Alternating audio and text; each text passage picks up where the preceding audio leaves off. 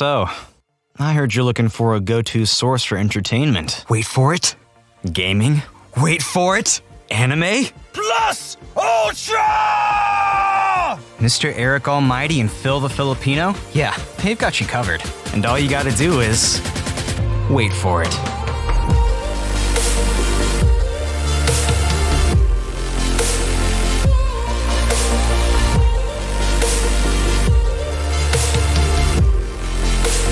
This is the Wait For It podcast.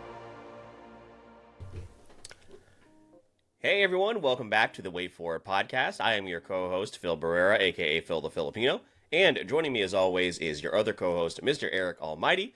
And Eric, here we are, end of the month, and one of our favorite times of the month, and actually our very last Creator Spotlight of the year. And we save maybe the best for last, as a lot of people may say and agree with once we get through this episode. But I'm proud of us, man. We made it through the entire year. We are going to take in November and December off from Creator Spotlight, for those of you that do not know, just so we can have, any of our guests. We don't want to interrupt any family time during the holidays, so we wanted to bring in someone who that we've known for a long time, that we've been working with for quite some time as well.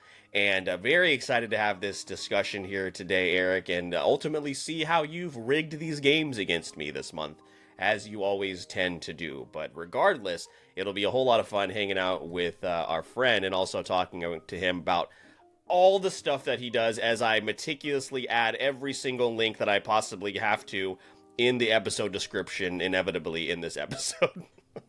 Yes, yeah, this is going to probably be, again, a one-question, longest now, episode. It's the 14th. It's 16 days before this episode comes out. I'm actually going to start now, if you don't mind. So you've got a ton of time, but it's been long overdue for us to finally do this collab, because our guest has done so much for the local community, and that's how we've really gotten involved, become friends, and really gotten to not only collab on several things, but bond over a lot of similar interests, which is literally the whole point of this episode of this series. So it's a nice way to cap off the year. And the cool thing about this is gonna fill your need for the Creator Spotlight for the holidays, because again, things that are happening locally, we've got a lot of stuff coming up with our guest and what he does. So super excited to be able to put a spotlight on that and have that linger before we get to the new year and we bring this series back. Without further ado, Ryan, thank you so much for joining us. I am super excited to talk about GAAM, Jax Creators, the holiday nerd market and beyond, to give our audience a preview. How are you doing, and are you ready to jump into the longest episode we're going to have ever? I'm ready. Let's go. I'm super hyped to be here. I have so many improper jokes ready to go that I've been saving just for y'all. No, I'm kidding. But seriously, no, thank y'all for having me. I'm looking forward to this. Absolute pleasure. And I mean, obviously, there's a lot that we are going to start off by asking you. And we weren't kidding. We did give you the first question in the pre-show. I've not been to any of the P. Diddy parties. No, that's not the first question. No, okay, Ryan. Well, let me delete that one from my list here. Hold on. So, Phil's gonna have a great job editing today. Now what do I ask him? I don't know. That was the Thanks for having me, guys. I hope to see you at the next P. Diddy party. I mean, no. Have a great day. I have not been to those. No, we don't believe you, but that's okay, Ryan, because you have been to a lot of parties. In fact, you're usually hosting all of the parties. Yeah. So I wasn't kidding. What do you do, Ryan? What do? What exactly? Can you summarize everything that you do, not only here locally, but just in general? Not only what do you do, Ryan? Question number 2: how dare you? How dare you? The other question. How dare I? But yeah, I'd love to hear a summary just for our audience who are getting to know you, or people that do know you and maybe don't know the full scope of what you do. Like, what does a summary of that sound like? I think probably I love just joking and saying nobody really knows. I say that a lot, but I think I'm just an artist and a teacher, really, more than anything else. And that's why usually it's so complicated when people are like, well, what is it that you really do? Because you do like this GAAM thing. And like, oh, what is it, GAAM or game or gum? I don't know. And then they're like, well, what about Then there's holiday nerd market. Then there's the nerd market, drink and draw, and oh, you started this other thing too. And I just like creating stuff, and I like seeing people grow. I like seeing things. I like art, and however it's going to be expressed. And like I look at events like that.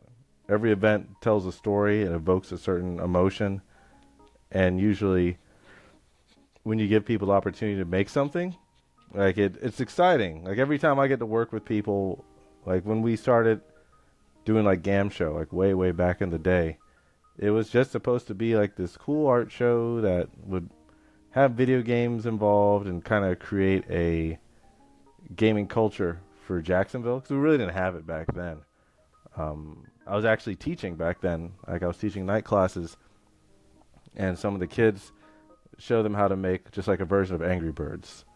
And I'll never forget this one kid made Angry Babies. Like he just had a baby, and he's like throwing his child across the room, and I'm like, wow, I should really call CPS, but good job. I like what you did with the coding on this.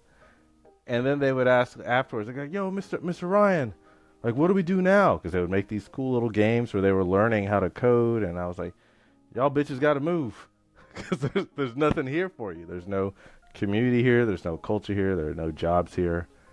And I was doing a lot of game industry work at the time. Like at the time I had a day job at an ad agency doing websites, and then I would teach at night, and then every now and then I would take PTO, or I would fly like on a weekend to LA. I'd work with a gaming company and then come back. And I was like, well, I think we can bring some of the gaming industry here to Jacksonville. I know enough artists where we can just and I really wanted to do an art show based on Street Fighter. So let's get some people together and let's just make some cool shit and see what happens. Maybe my mom will show up. She didn't show up. No, okay, she showed up. Love you, Mom. But I remember that first show, so many people just kind of showed up, people I never knew.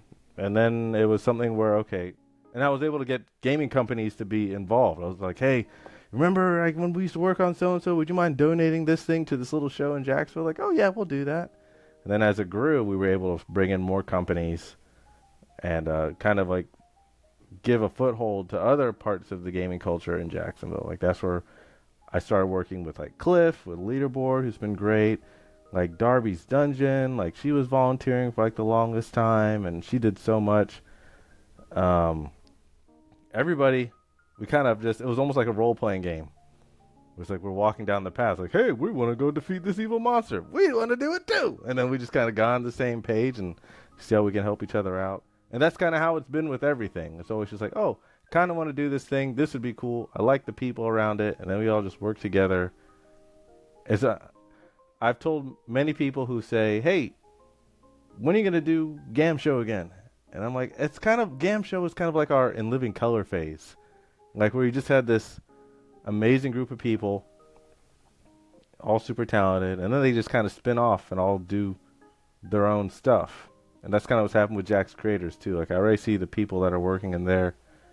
Like, oh wow, like this girl's really, like Alexa. Alexa's great with photography and working with like food and restaurants, and she's starting to spin off and getting her own deals. Charlie's like now a studio manager, and like it happened. Anytime you give people the opportunity to shine and you really support them, like you give them that water and that light, they will flourish and they'll shine and they'll help other people. And that's the long version. I just like doing that over and over again. Sometimes it's with a different, kind of a little bit different culture, but it's always with something that I'm interested in. I think that's great. Yeah, no, a great explanation. I think it's really great that instead of just going from like, again, someone could really describe what you say as you help people, but you do so much more than that. You kind of give them something to take away, when you're teaching them, right? And they can take that away and kind of use it. Phil, that's one of the biggest things that makes a lot of sense hearing that, because that's one of the biggest things that kind of drew us to Ryan in the first place. Yeah, definitely. I'll use an example, like you said, as you just said, I love that metaphor as far as like if you give them that light, if you give them that water, they will flourish. That we met somebody, I wish I had their Instagram up here in front of me, but she said she had never been to an event like this, and she didn't know what she wanted to do. She maybe wanted to do acting or a podcast or photography or something like that. And, you know, she came to us and obviously didn't know who we were, but we were able to give her advice about, hey, if you want to do a podcast, this is what. And I think also the podcast, Eric, she wanted to do like a bunch of different things as far as different topics. And we said, here's what you should do. Here's what we've experienced. And we were able to share that with her.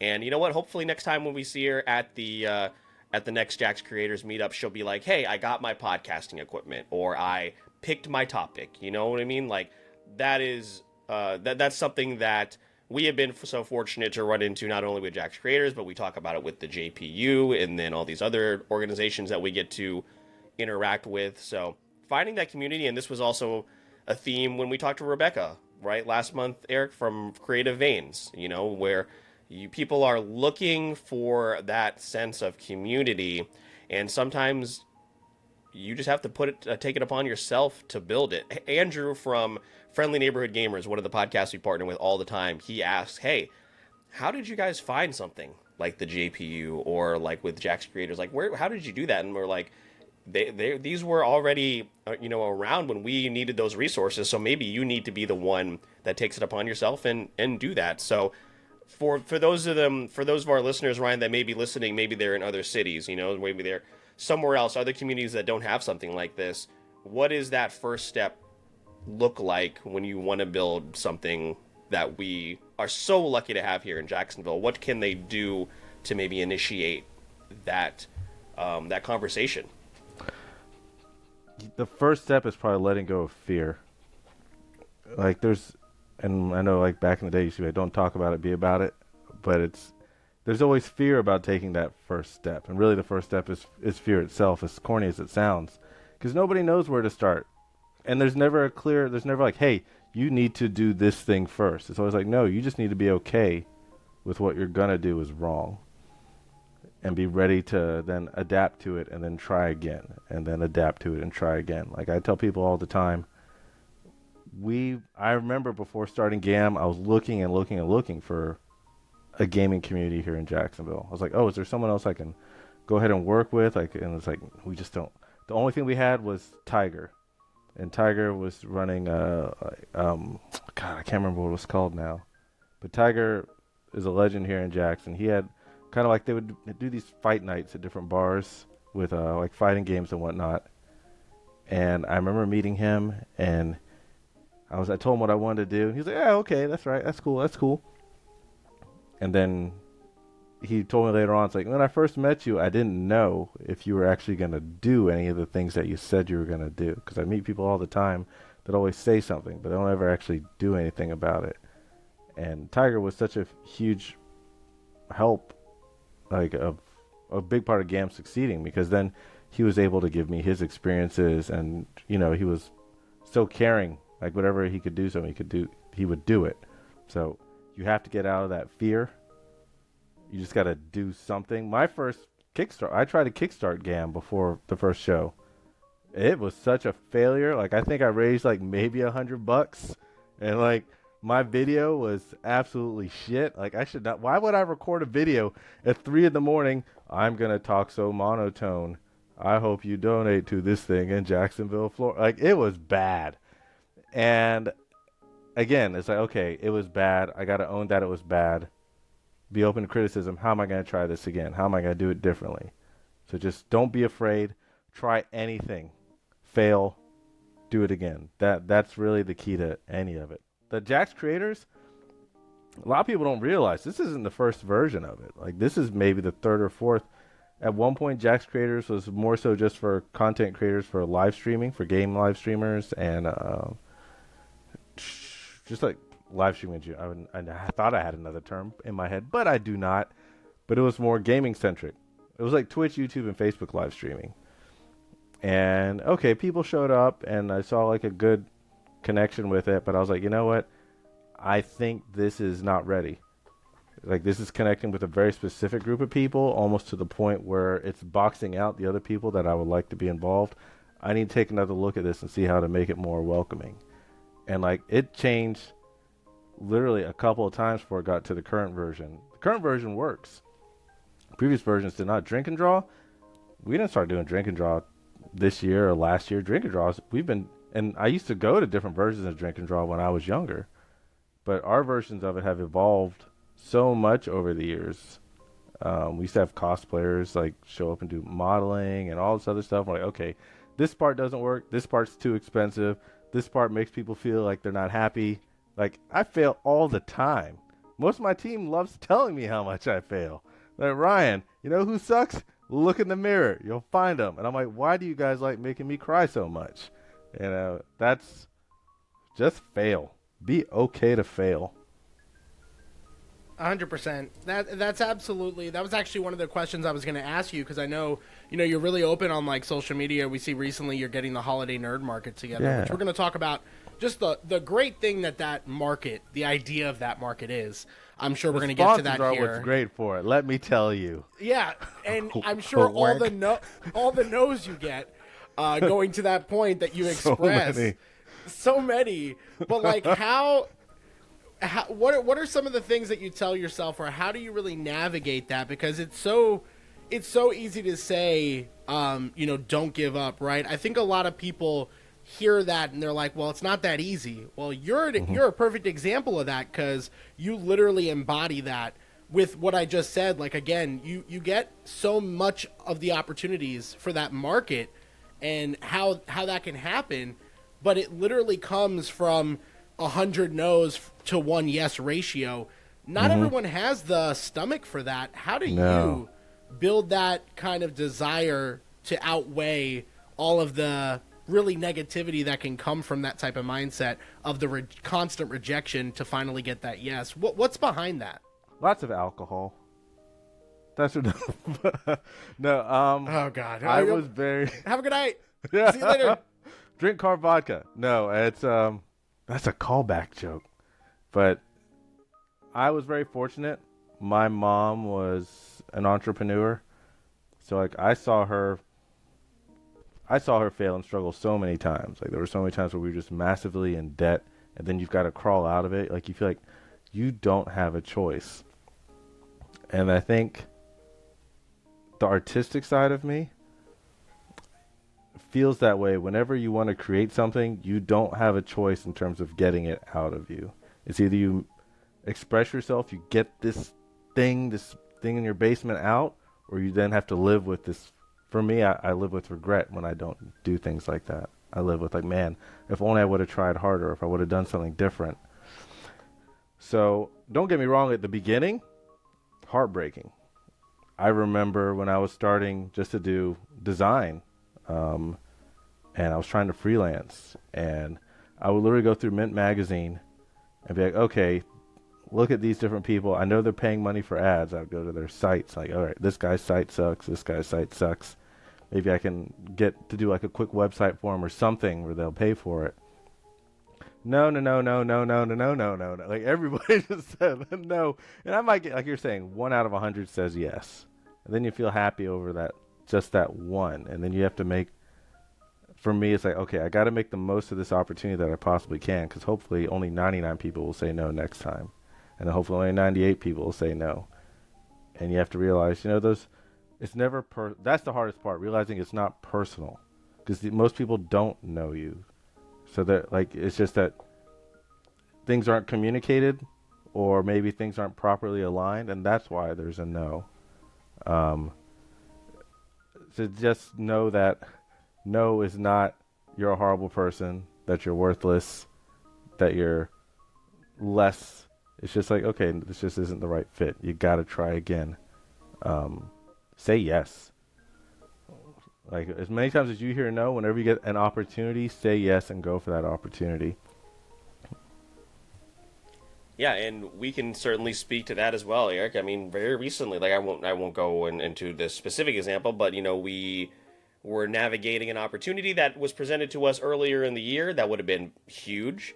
And you know what? Maybe we went about it the incorrect way, and we've learned from that, and that might lead to actually a new opportunity in 2025 and beyond.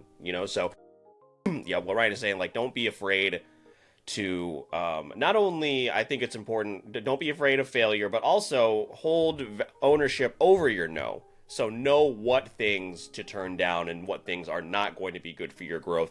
I think that is also equally is important, because ownership over your no is one of the most valuable things that you can have. That's one of the anecdotes from Eric, from Leslie Odom Jr.'s book in from Hamilton. Of course, inspired the name of this podcast, right? So, yeah, I think that is definitely great advice. What was the? I'm interested to know, because Eric and I had this conversation on the way to Gainesville. Yesterday. We have too many fandoms, Eric and I do. The fact that we that we navigate the amount of fandoms that we do, because not only do we have all this stuff in terms of pop culture, anime, Marvel, DC, all these hundreds of TV shows that we keep up with, we're also somehow sports fans, so we keep up with our sports teams and all that. God. Do you have too many fandoms? Do you feel like you have no time to keep up with everything that you're a fan of? Because you're a reader, right? You're a comic book reader as well, aren't you? Yeah, used to be like that. Yeah.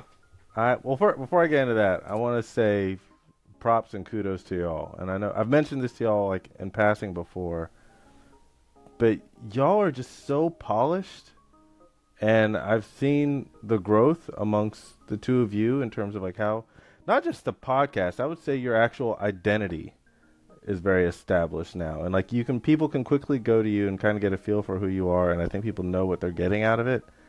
And this is me being overly the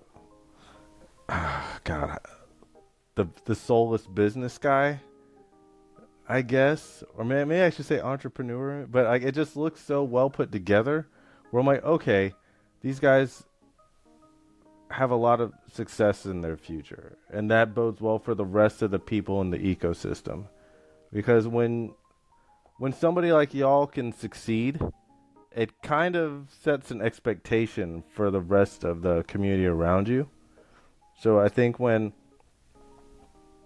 people like, even I'll say like this, when other brands that are sponsoring, whether it's like Infinity Con or Collective Con, and they see like, okay, these are the hosts of this thing, this event, and they were able to execute on such a high level with this, and this.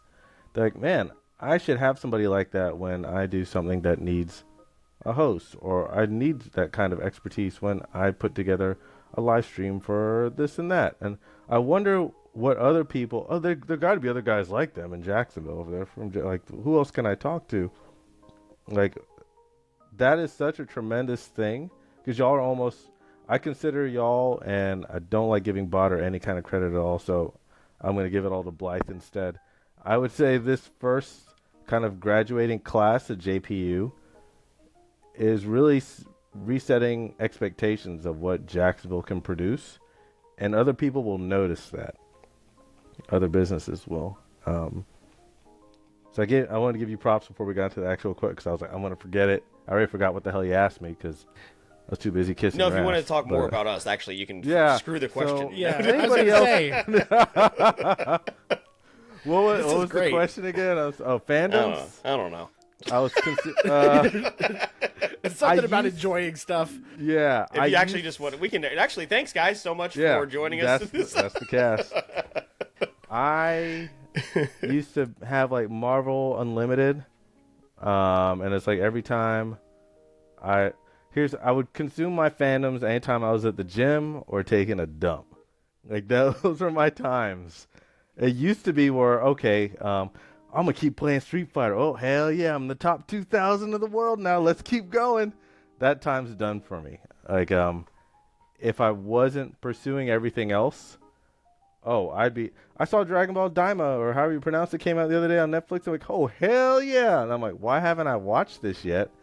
And I'm like, because too busy doing all this other stuff. And I don't know how y'all do. I mean, I know y'all kind of have to, which is fantastic, but I just don't have the time anymore. I wish I did. I'm still playing Dave the Diver. I think I've got like 90 hours in on it. I'm like, oh, I got 15 minutes. Let me try to catch some fish. P.S. I'm allergic to shellfish, but I love this game. Like, I'm excited to see Ranma. I'm like, oh, wait, Ranma 1 half's coming back? This is the one anime that I thought for sure could not exist in these political times, but it's back. I can't wait to see how this goes. Invincible, like you mentioned before, even though Eric hates it. Street Fighter Hate's 6. a strong word. Is not he's not favoring it. He's not favoring it. I like that. Yeah. Street Fighter 6. I love Street Fighter. And I'm like, oh, Terry Bogart's back. What's up? We got Mai Shiranui coming in. Woo! I'm not going to be able to play any of this, but I can't wait to hear about it. How do y'all do it? How do y'all keep up with so much? That's a great question, Phil. That is a fantastic. He put a question on us. That's I don't. And sports? Yeah, I don't. And the really Jaguars know. somehow. Yeah, the and I Jaguars? have a Jaguars podcast too. So, and I'll tell you what, they are pushing my passion this year to want to continue to do that show. As my co-host, shout out to friend of the show and our buddy James Johnson knows, we are struggling through this season. So, I don't really know because When does your Jaguars podcast come on? it doesn't matter when it comes on. Yeah, that actually is true. It doesn't actually because they are. I felt They like are. you came in knowing you were going to do that at some point. I felt like that was targeted. Someone mentioned to me the other day because it was at some convention that I kept walking by and just knocking all the stuff off his table, and he was like, "Has Ryan just gone into like his heel persona now? Is he like in Final Boss Ryan?" I was like, "Ooh, that's a good idea. Maybe And I should you know go what? Final." On top of sports, like wrestling, so like we're big wrestling fans too. Oh. So like we actively keep Yeah, up we with are. We that. didn't even so talk about that. Actually, we discussed what we were going to dress as for the holiday market. You should actually change it to Final Boss with the with the sleeveless vest and the cowhide. I'll get a Actually- muscle suit to put on. You should do like Final Boss Moana and like and combine it with Maui, like a Maui Final Boss. Hey guys, I don't know Yeah. if you know this, but I'm part Hawaiian. It's not like I ever mention it. you have the hook, but you're dressed as the Final Boss persona. The Half Maui of hook. my head will have long hair. I might actually do this now. Like I'm gonna go on Amazon as soon as all those Halloween sales are up. Please, I'm by all gonna means. Do you order guys it. remember? We're getting totally off track. Remember when Moana, the first Moana, came out and they released a bodysuit that had all the Yes. tattoos on it, and everyone was like, "You can't do that." What's wrong with that? I hope somebody's kid got it before they took it off the shop and it was delivered. And some white kid named Nick went as Maui with all his tattoos on Halloween. What's wrong I hope with that this? exists somewhere. You're But welcome. To answer your question, we don't keep up with most of the fandoms. Well, also, what I'll do is because You're at the I know movies every other week. I know. Well, the thing is, I will get caught up. Like I just watched all the available episodes of Agatha all along, which I didn't necessarily have time for. But I know when I get caught up, like Eric will ask, "Hey, did you catch up on this anime?" I'm like, "No," because when I get into it, I'll watch like 10 in a row. So I have to be able to. I'm very cautious about dedicating that time. Whereas I could, instead of watching 10 episodes of anime, I could catch up on a podcast and play College Football 25 for 3 hours or something like that, or watch a YouTube video. What was the YouTube video I watched the other day? Why you wouldn't survive in a supermax prison in Colombia. I watched that one pretty recently. Send me that link. Yeah, it's a great page. I'll send it to you. I also going down a rabbit hole of what would happen if you fell off of a cruise ship. I'm not going to be in that. I'm not going to love be in that that stuff. situation. But it's the infographic show YouTube page. I don't know if you probably if you saw the No. artwork you would recognize them probably. But Send that I'll to go me down for those real. rabbit holes instead of I'll send it to you after this. But instead of catching up on an anime or a show or something else like that. So the answer for me is I don't keep up with everything. What about you, Eric? I constantly like it is scary for you, Ryan, to like tell us how much we keep up with and to acknowledge that, but then to also say I don't feel like I keep up with enough. So there'll be like television, like I'm just watching Game of Thrones for the first time. I'm getting I've never into watched One it, so Piece. you're not alone. Yeah, so Game of Thrones and One Piece are like two long-standing franchises in those genres that I'm finally jumping into. But in order to make time for that, I'm missing out on like a movie from last year that's been in my queue. Or like right now we're playing a game called Days Gone for this month's edition of the for the game where it happens. But I also just bought Dragon Ball Sparking Zero, which is the new fighting game that came out. And I want to play it. Good. Oh, I want to play it so bad. I heard Ape Vegeta beats your ass in the That's first what I heard too. couple missions, so I'm like not rushing to it until they either patch that or I find out if that's just the game. No, but yeah, do it. I'm excited to play it, but that's on the back burner right now. There's a ton of stuff like that where I'll find if I lose interest just a little bit, a second season of a show that I wanted to watch, I have to decide between that or starting a new show. You mentioned Ranma. I've always wanted to check that out, and it looks pretty good, but am I going to have time to go check that out? I don't Probably know, not. honestly, because I'm watching Dandadan, Phil, that we saw the first 3 episodes in theaters, also on Netflix. Crazy first episode. So if you do watch it, just be warned. That's not the whole show, but yeah, it's kind of crazy. And I'm sure you get exposed to a ton of fandoms that you're learning about for the first time at your events. people expose themselves to me a lot. No, see, Ryan, What? I think... It happened at the gym the other day. It was kind of weird. No, not the gym, Ryan. I think Oh my we made a gosh, mistake. that's disgusting. Which gym? Which gym? was- Just for... Bailey's. Wait, no, I'm not saying which one because then more people show up. Like, I'm not joking around. So, I how much have- is the membership? Not enough for this. Like, it's not the Not kind of enough for the exposure I therapy want that to. goes along with it. No. Like, literally, it's been in the locker room. Like, I'm trying to change, man. Yeah, but I got this idea. I'm like, well, I have an idea about changing these clothes by myself. Oh, the older the older they are, the less they care about No. what's happening. Well, no, these are young people. Like, Oh, they'll just, never like, mind. yeah, I saw you on Instagrams. But, Instagrams. I don't know. But, like, to what y'all were saying, and this kind of goes back to what you were asking earlier about, like, how do you start something? And I think right now, content creation is so high. Like, the amount of content that's floating out, and using it as a catch-all term, like videos, movies, comic books, TV shows, podcasts, like, everything gets created at such a high velocity now, you can't keep up. It's simply impossible. Like, remember when we would go to the movies and it's like, hey, maybe there'll be a sequel one day. Oh, 5-8 years later, guess what? They are going to make another Back to the Future. That's cool. Like, now it's like, well, is the sequel going to come out this year? Or like, okay, I saw it was in the movies last week, so it should be direct to digital now, right? Oh, by the way, there's already 30 explanation videos of YouTube out before the movie even came out, let alone the, like, there's so much that you can't keep up. But anything you want to start doing, there's probably an audience or a community for it. Like, you could say, hey, you know what? I just really love some fucking French toast and cheese.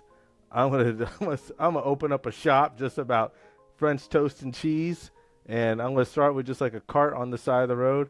You will probably find other people that like French toast and cheese, and you could just like do sprinkles on Instagram. Like, look, I made sprinkles on this French toast today, and then like on Tuesdays, terrific Tuesdays, we got extra cheese, and people will show up for it. And it's the people that only have time for French toast and cheese. So like, you could do this and don't start. That's my shit now. I'm Ryan, doing I was French going to toast say, and are cheese. Get you, something else. And it are will you be telling somebody. us You'll that find you're the gonna people who'll be start like, it? "Oh my god, I thought I was the only person that liked French toast and cheese." I'm just saying. I wanted to Ryan, start a waffle I truck. don't know how we got at one from point. French toast and from Game of Thrones to French I toast and don't cheese, know. but that's okay. I think Ryan's going to start that. I think he was just telling us that's his new endeavor. Listen, I'm just saying, guys. There's a lot of reasons. How is there why already a I've- Kickstarter for this? How did that happen? And that's why I'm divorced, boys. I'm very difficult to live with.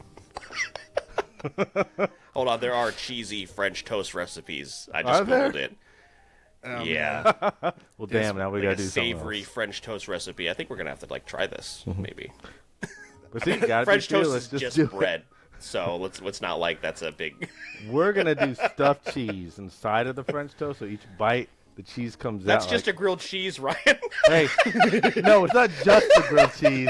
It is a French toast and cheese. That's a grilled cheese sandwich, and you know it. Listen, repackaging. That's all it's about. Yeah, rebrand. You know, the grilled Yeah. cheese is due for a rebrand, actually. Right? Now that I think about mean, it. come on. It's been long I'm enough. embracing the French culture. I'm not French at all, but Ryan Paul Thompson, it sounds French. I've gone into interviews where people are so shocked when they see my skin tone. They Oh, hear, my name is my government name is Philip Smith. Ryan, what do Oh, you think? you get it? You get it? I show up to an interview, you're like, oh, that's not. Well, you can check that one off the box. They check Asian. Yeah. All right. Well, Diversity hire it Do is. we have one of those? Yeah, I'll bring him in. Sorry, Eric. You got get us back on the rails, man. There's no way this is gonna happen. There's no shot. We started the episode with Diddy. Like that's. There's no way to turn it around. But Again, I did not go to any of those parties. you keep saying it feels like the more you say it, it's less true. Well, I'm just sticking with that. Okay, well, I'm gonna make sure to put that at the beginning of every clip. I did see Phil there once, but I wasn't there. Phil, how would you handle a Diddy party? Actually, Ryan, that's my question for you, and then we'll give it to Phil. Ryan, you find yourself at a Diddy party. What's the first thing that you're doing? Looking for the door, like that's. So you mean to the extra levels?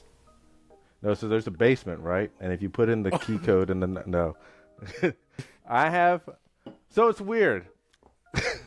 This is kind of. Please navigate this correctly.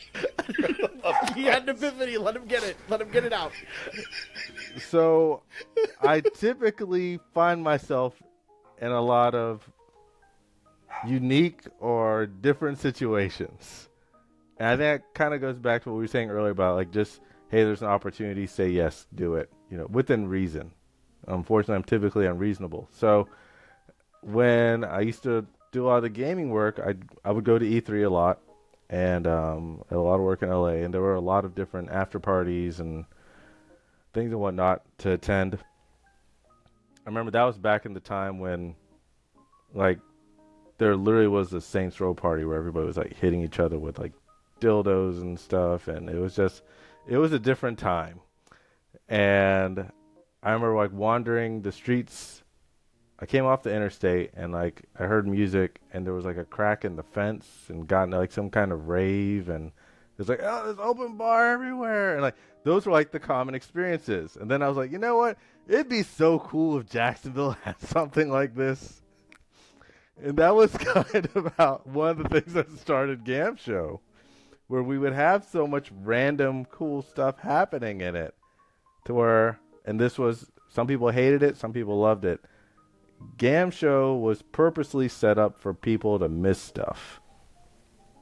So then whatever things you did experience truly was special to you. Like you would tell somebody about something that you encountered there, and the other person would be like, how did that happen? There's no way I was there. I didn't see that. But then you felt like you had something special. And I remember we did like the Ninja Turtles show, and we didn't announce that we were going to do this at all. There was no lead up or hinting of it or anything. It was just like in the middle of the show, everybody's on the dance floor, and this guy and this other dude like bump into each other, and they're like, what the hell, man? You just think they're just going to walk off.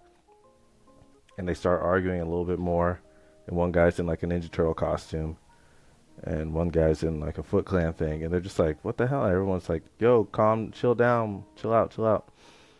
And they just start getting more and more into it. And then all of a sudden the DJ changes the music to go ninja, go. And then the rest of the turtles showed up, and they started going into the dance choreography, and the rest of the Foot Clan showed up. And they actually even did like the whole circle thing, like with Tetsu and like doing the shell shock and everything. And then it was gone. It was over. And so the people, they were like, what just happened? It was like we were in the movie. And everybody else was like, what are you talking about? I went to that show. That didn't happen at all. But that's how I would react with the Diddy party. I'd be like, are there any Ninja Turtles here? What is the secret of the ooze? Oh, it's baby oil. I'll tell you this. The answer took so many twists and turns. That was one of the most impressive answers to what would you do at the Diddy party. Phil. Who would you do, Phil, at the Diddy party? Yeah, I don't think we can top Who would I do? No 50 one. Cent. 50 Cent, definitely. If 50 Cent were at the Diddy party, it would just be to hate on Diddy. He'd be like, I hate your bitch ass. Like, remember, I think he was on some late night show recently, and they brought up the one time he commented on one of Diddy's photos where he was riding the bike. Yeah, the bicycle comment. Oh, that was and he's like, gold. He's smiling because there ain't no seat on that bike. And generational hating between between Diddy and Floyd Mayweather, like 50 Cent. Oh, wow. The 50 Cent, Curtis Jackson, wherever the line is blurred, that man is a generational hater. I mean, ended Ja Rule's career. So Yeah, when he bought no one even talks about to the concert just to box it out. I'm like, man, that's how I want. That's what I'm going to do with my money. Yeah. Oh wow, so many people have RSVP to this JPU event. I can't wait to see everyone. Oh, that is such a great. Oh, he would be so excited. That's not a bad idea. It's just you sitting there at the Buzzsprout office. I've actually already seen this speaker. Can we do? Is there anyone else available? Is anybody else here in the club? No. Okay. Don't plant that seed. I don't know how we transition to the questions we have left from this one. So Phil, back to Eric. Back to Phil. Phil, I'm gonna lob this one up to you. Get us a question to get us back into the realm of where maybe we had questions left. Ryan, quick question. Who do you think you are? What gives you the right? Oh my God, I love you guys so much right now. I get this reference and I love it. Let's see. How can we do this? Well, I mean, we were talking about fandoms earlier. What we talked about? We talked about we trying to transition to the market. How did that start? What's that? What's going on? How did we get from where it was in the beginning to then setting up a great opportunity for local vendors, for local artists to come to something here that they can take advantage of, because we know so many artists, we know so many vendors, and these type of shows, marketplaces, conventions, it's the lifeblood of their entire well-being, right? They depend on these things so much. So how are you able to give that to the community, because it's something that monthly, obviously with the annual one coming up with the holiday market, it's so great, and we just love being able to support it, and also being able to go there just as a consumer as well. It's also a great time. Yeah, so I really just wanted to figure out how can I take advantage of people as much as possible. And I was like, let's do a market. No, so how can I line these pockets, baby? Daddy needs a Porsche. Yeah, I can't wait to be rich. Daddy needs a Cybertruck. I want one. Oh, whatever. Every day of the week. Look at these colors. So GAAM is cemented, and that's the tagline, be original, do good, right? And we're artists. We're artists first. Always, we just want to create stuff. That's the kind of be original part. So with GAAM show, the focus was on the arts more than anything. It was always on what can we create and how can we create experiences. But with that being said, I was very passionate about having vendors and small businesses be as small as part as possible of GAAM show. I hated the idea of people coming in spending anywhere from $30 to $100, depending. Some people want VIP and they want all this drink. Pay the money, there you go. But it's if I pay $30 to come in, I don't then want to be hit up by everybody and their sister about buying more stuff. And that's why we used to even have free beer hours at GAAM show, because I was I wanted people to have a good time and just connect with each other, enjoy the art. But I was what? We're not doing anything for the small businesses. We're not doing anything for just the next small artist. So eventually we're okay, maybe we should just do an event simply committed to the market portion. Typically with a convention, it's the vendor halls and the artist alleys. And at first the whole team was we'll just do the vendor halls and we'll make it a little mini con. And I'm no, it can't be a mini con, because then the expectation is different. If you tell people it's a mini convention, people expect there still to be panels. They still expect X level of cosplay. Then the level of cost goes up because there's a certain level. People want to spend the whole day there. I was we're not really poised to be. We can't handle any of that. We're all getting older, and the team was getting older. How much time do we have, and what can we pull off successfully? And so it's okay, well, and then we were going to other things. I remember Market for Makers was a big inspiration for that. That comes through town. If you're a Ponte Vedra mom, you probably know about Market for Makers. And I was like, okay, this thing works. Like, all these like moms and whatnot show up, and they spend money here, and it's crazy. So maybe we should be modeling more off of that than a convention. So we started doing, I was like, okay, let's do the holiday nerd market. First it just started with let's do a market. Then we started looking at the dates. And it's like, well, what makes the most sense? Like, everybody's like, okay, these are the days you do it on. But I was like, well, we're here to help small businesses. So we started looking at Small Business Saturday. And from a numbers perspective, it's like one of the busiest shopping days. Like, okay, we have a good day. We have an idea of what we want to do. Let's try to pull something off. And the first one was small. Like, I think maybe we had 20 vendors or something like that at it. And Aloft was a great business partner. So, and we used to charge tickets. Like, okay, let's make it affordable. Just $10. That's what Market for Makers was charging for theirs. And if you want to, you can get like a tote bag. It's like, sweet, we can help small businesses. And it was good. But then, like, as I got older, and y'all probably heard the story, I don't know how many times, about like me losing my mom. When after I lost her, my direction was different. And even though the Holiday Nerd Market was probably the most efficient event we could put together, because, like, again, it's comparing it to doing something artistically. When you're putting together an art show, you're investing however many hours it takes because you want your art to live and breathe the way that you envision it. So you're looking like at 6 months to a year of just making stuff. Market you can put together relatively quickly, but it was like, I don't really give two shits about that anymore. Like, I don't want to sell tickets to anything. I don't even want to charge people stuff. I just want people to grow. I just want people to be able to express themselves or pursue the things they want to pursue.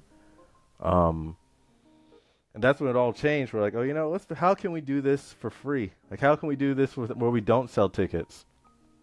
And that's when my knees started hurting. I was like, how many dicks do I need to suck for this thing to be free? And I sucked a lot of dicks. But, really it became crowd supported.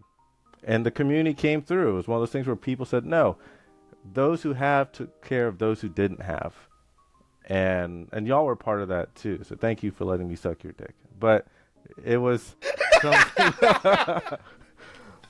But seriously, like, the community came through. Like, they felt the same way. Like, you could tell the people felt like, why do we need to pay for these things? Like, we can take care of one another.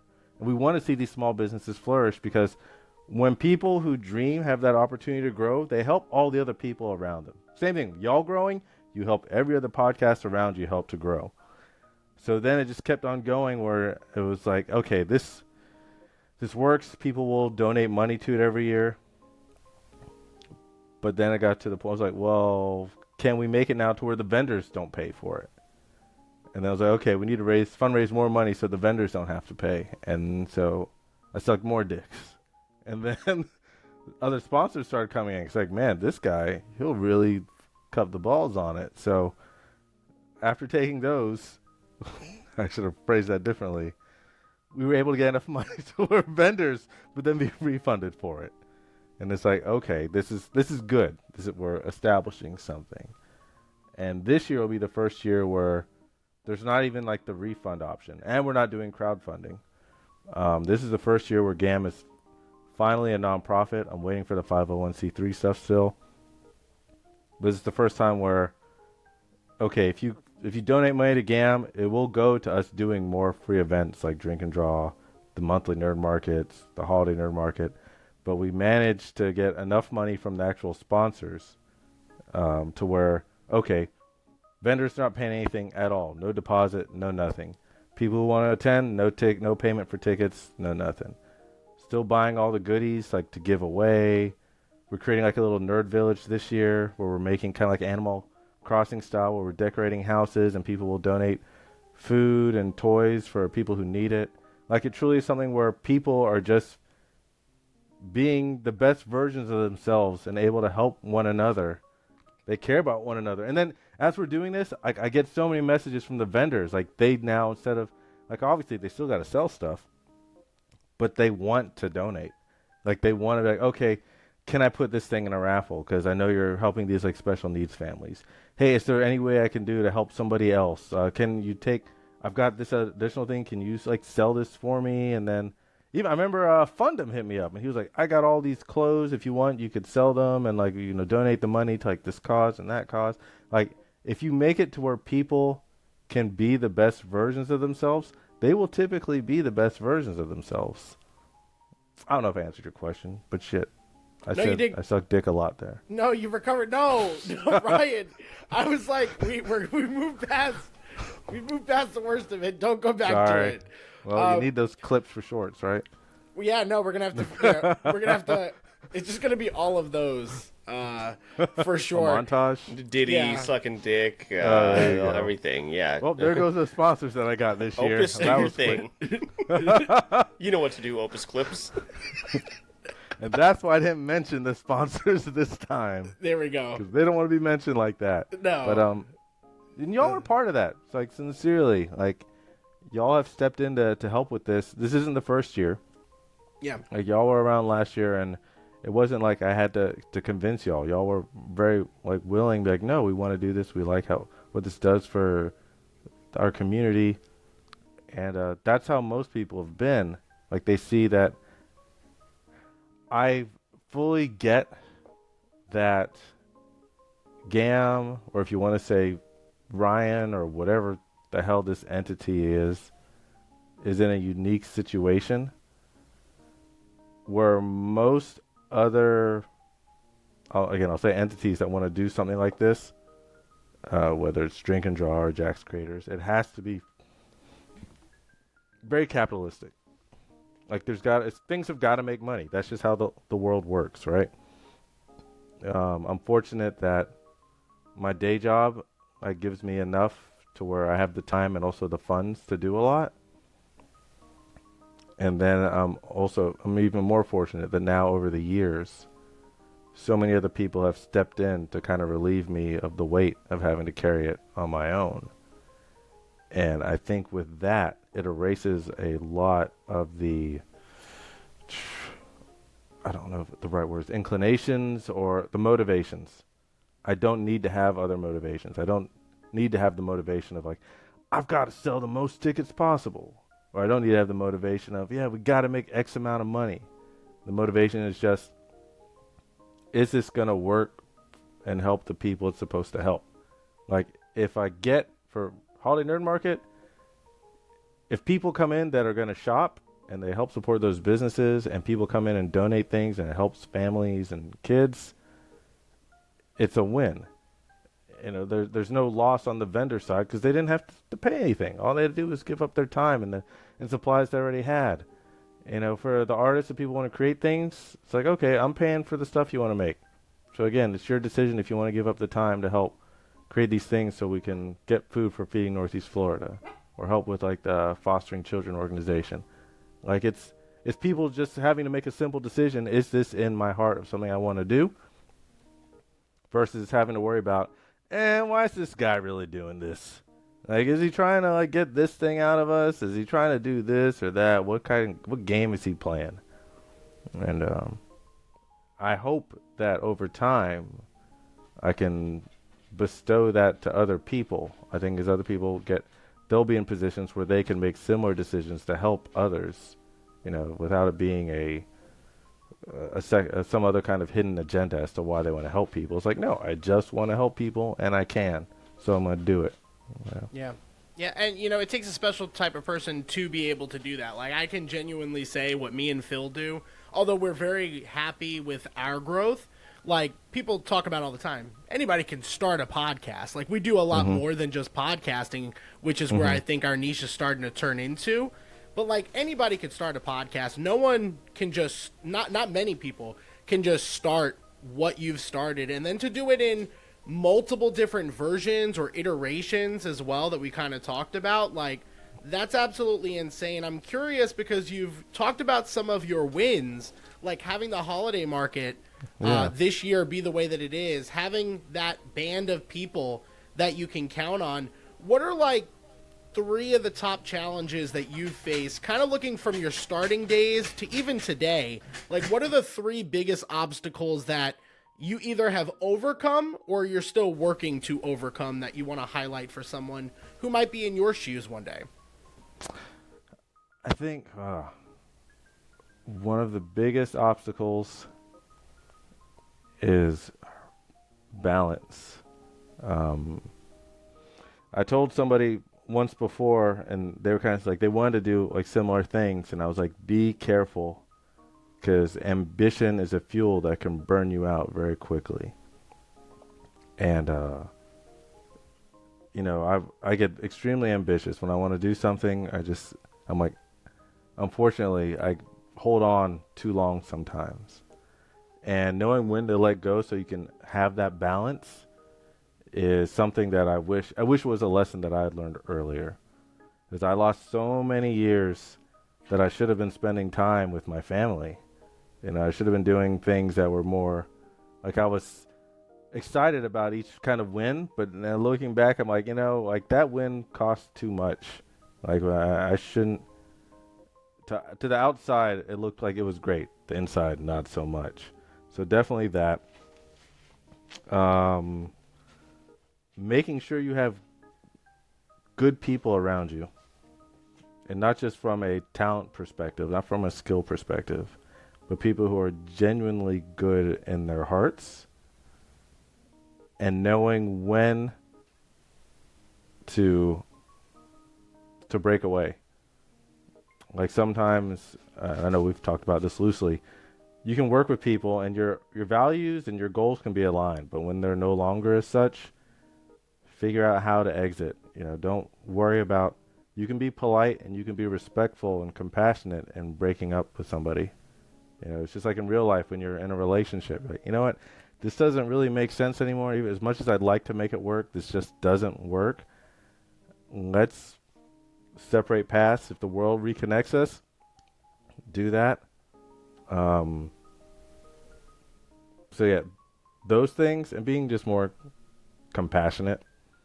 Like, I know that sounds weird for me to say. It's like, oh, this guy's talking about doing all these good things and heal the world and save the children and whatnot. But there's also been so many times where I've been so quick to, like, yo, I grew up doing dirty dozens, man. I'm ready to snap. I'm like, let's go. And but there are times now where I'm like, man, I really should have been more patient with people. Like, I was even talking to my daughter about that today. Like, we had a team meeting, and there were some ideas that, they weren't the greatest ideas in the world. And some of the other people in the team, particularly my daughter, was like, we're not doing that and this and that. Why would they even bring that up and blah, blah, blah, blah, blah. And I get where she's coming from because she's right. And I probably would have reacted the same way, oh my God, 15 or so years ago.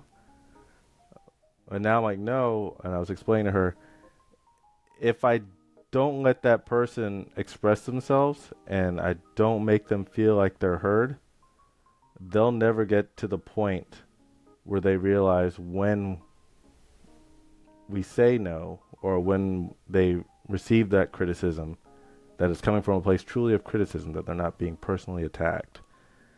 And if they feel like they're being personally attacked, they're going to start hiding things from us. Like they'll doubt themselves, and they'll never be able to reach the potential they could have reached if we just would have been a little bit more patient and a little bit more understanding. The people that we've had the opportunity to exhibit that kind of compassion with, especially on the team, like there have been times where people have come on the team and the rest of the team's like, oh, I don't know if I like them. I'm afraid of this. Like you could see the jealousy coming in or the fear of losing. This is the other one. Be careful with power. Like, I forget which Spider-Man it came from or what comic book, but power corrupts. Absolute power corrupts absolutely. And so many people are not equipped to deal with power. And as you start to go forward in your projects, your passions, your missions, you get full of yourself real quick. And that's where it comes back to having the right people around you and being aware of that. It's like, okay, this is going to level set you, keep you in check. But yeah, other people on the team, they fear losing that power too. And you have to go, hey, take the time to explain to them, this is why I know you all have your reservations about this person, but this is here are the reasons why I'm going to disagree with you and still pull them on. And here's what we're about. This is where we are ethically and morally. So even though this person may not be the best fit, they may not be the best person in the world in terms of like their skill or whatnot, they're the reason why we're here, is to help people like this. So I think those kind of things. If younger Ryan could have like known those things, like I feel like he would have been so much further along and have so much less regret. This is like old man talking at the tree time. I'm sorry, y'all. No, that's exactly the question, you know, because like I think about all the times that with the podcast, you know, we started back in 2018, but I mean, we wasted so many years just kind of fucking around, honestly. Mm-hmm. And then even like as things started to turn, like to get to where we are now, it's hard not to look outward and be like, this person's moving at such a rapid pace. Why am I not doing it? Is it me? Is it my circumstances? But like everyone just has such a different journey. It's just always so interesting to hear what obstacles you feel are in your way, because obviously the world is an obstacle itself, but absolutely your personal obstacles, again, I was really interested in, and it does lead to that reflection of like regrets and some of those darker conversations that you know, we hold with ourselves sometimes. Yeah. Well, you know, again, it can't be all about sucking dick at Diddy parties. I don't regret that at all. Yeah, I understand. I regret spending so much time with Eric. I understand. I get it. You know, so. Well, no, even so with y'all too. Like y'all been working together a while, and obviously there must have been times where there's friction or you fight or disagree or whatnot, and even in the best relationships. But it seems that y'all know how to get through those. And that's very difficult because that happens in any type of collaboration. It's a part of growth. It's a part of whatever you want to pursue, you do not accomplish it alone. No matter what you think, you cannot accomplish it alone. There will be other people that will interact and intersect with you. And they may or may not open doors. And how you interact with them kind of decides that. And again, I see what y'all have accomplished, and I'm like, man, they have a true sense of who they are. Like, not just as like the overarching deal, but as each other. Like, y'all get each other. And I think that's one of the things that makes people connect to y'all. Because that's something that I think a lot of people yearn for. Like, I think when they see y'all, they go, this is everything that the short box isn't. Like, it's just... Honestly, we've considered adopting that as a slogan of sorts. Like, so I really appreciate that, because yeah, we should be running the JPU, right, Phil? I mean, that's what's next. Now that Botter's left us in the dust, I'm not putting any of that work in that Botter and Blythe do. Absolutely not. No, we said Ryan. No. Ryan's able to do stuff because he's Ryan, but the JPU, anybody could do that. Well, you know, I am one of the original co-founders of the JPU. Yeah, we can go to Denver and talk at Podfest and do all that. Yeah, that's definitely. Yeah, just to make it official, that joke is just to piss off Botter and Blythe. I don't want that misconstrued. They are not going to listen to this episode. They're going to be living their best life. But I'll send them the clip. That's right. Yeah, make sure you crop that part up, actually, and without the explanation. Yeah, it's like the fourth time I think we've shit on Botter this episode. So we can do way more than that. It'll be great, Ryan, because we typically mention this at the end, but we like to have guests back on for like a monthly episode, and we haven't had Botter on for that episode. Oh, that would be so great. We have once. Yeah. So when he comes back on, we need to have him on with you, because I feel like that episode would be unhinged. Let's go 4 ways. Let's do it. Make it a Diddy party for real. Let's go. So that's Phil. I'm sorry, Phil. What other questions do you have? I know we've talked a lot about the market, but maybe on like a pop culture side as well. Maybe a couple questions we can explore before we've got some game time to get to. Yeah, I guess bringing it back around to pop culture. Let me see. What can we what can we try and make sure this doesn't get back to Diddy? It wasn't me that time. That's all you. just want to make sure that we avoid that. But no, I guess I have. I want to get your opinion on this because you are a comic book reader, as well as we've talked about manga. We've talked about obviously our love for video games. I have this opinion where I'm a little bit on a high horse when it comes to all these live action adaptations we're getting, specifically when it comes to video games. Now, granted, The Last of Us show, excellent. The Fallout show turned out great. We're getting God of War in the future, which I'm like a little iffy on. So I'm always been on that too. Yeah, so I've always been on the team of if you are not going to experience that story in the medium it was originated in, you don't get to experience it. So, and I think that goes both ways because if I'm not going to read a book, if I'm not going to read a book, then I don't get to fully experience all the things that all the subtle nuances that happened in that book and in that series and in that story.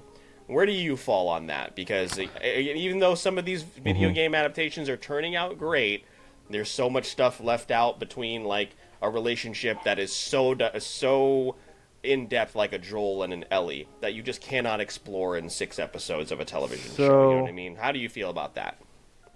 First off, I say, how do you feel about your podcast listeners that don't listen to you on audio? That don't. Well, no one watches the YouTube videos, so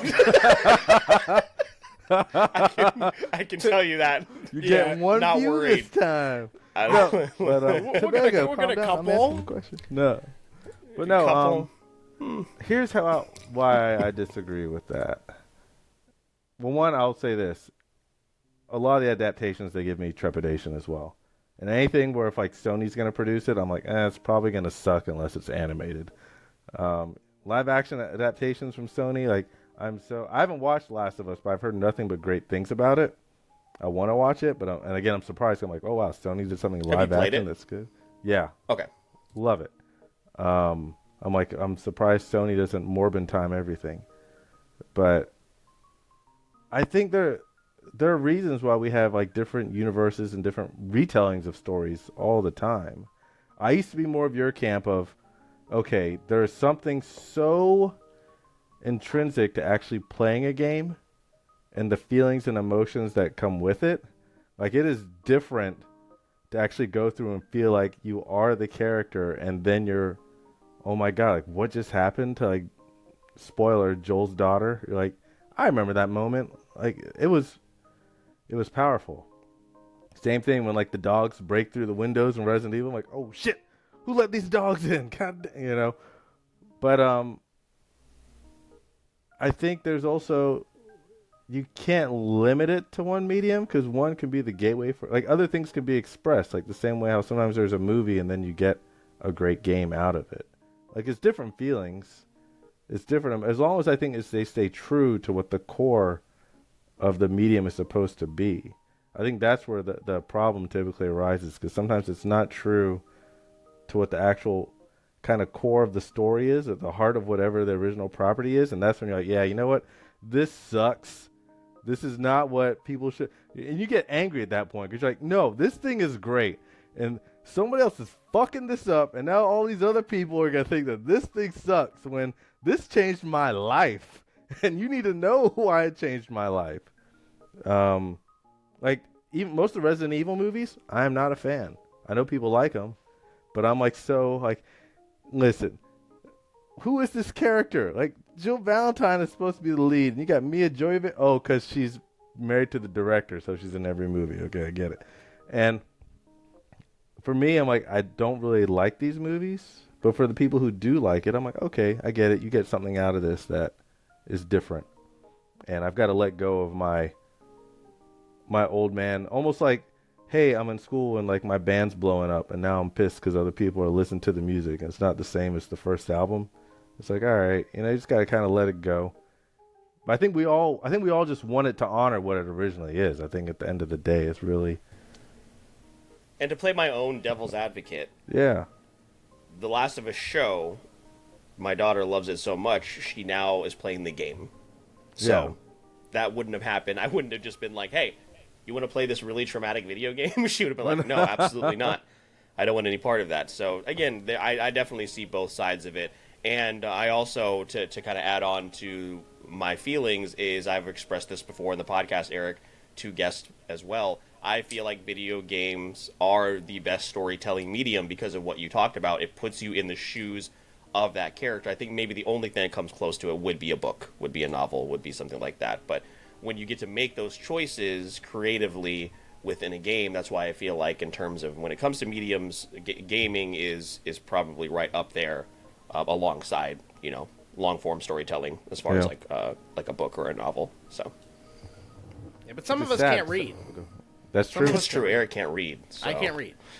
I didn't know what that link said at all that you sent me. I was like, what is this? I don't know. I typed that email up? Not me. That was actually so well put together when I actually read it. I was like, oh, wow.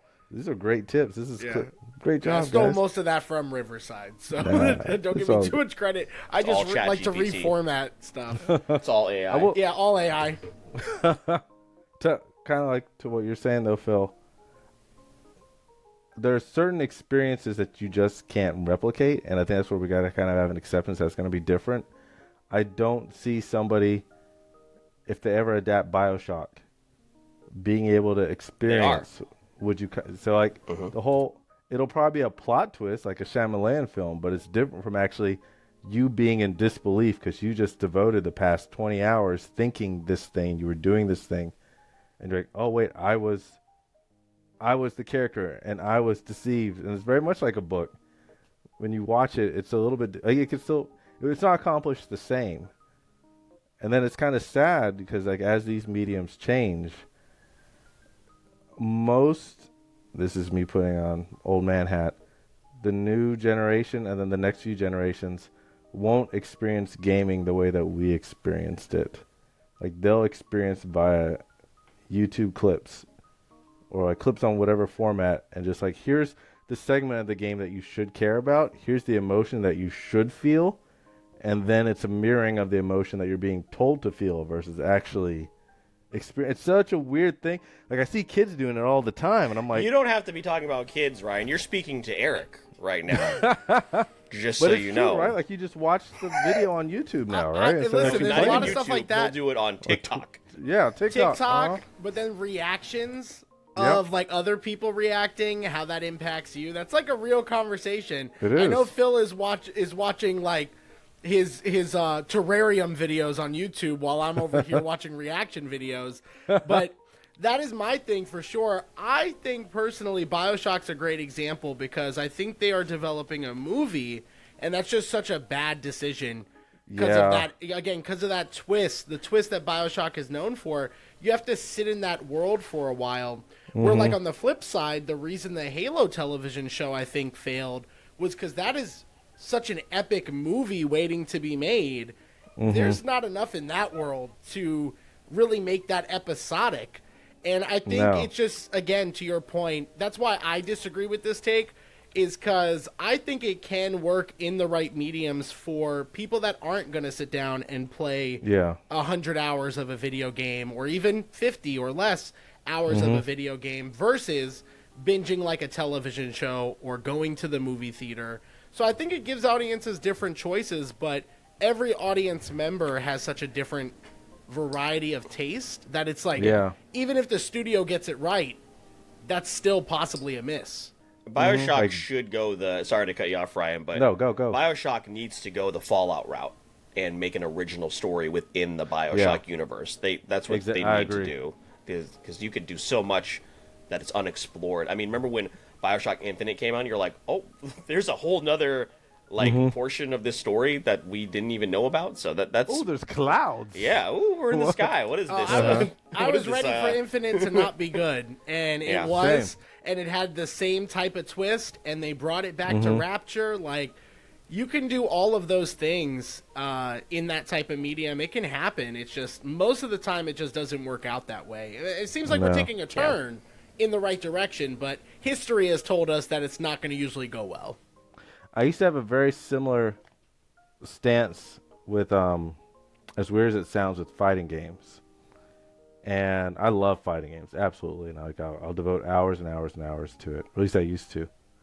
And I would argue that what makes fighting games so popular, at least during that time, during the late 90s.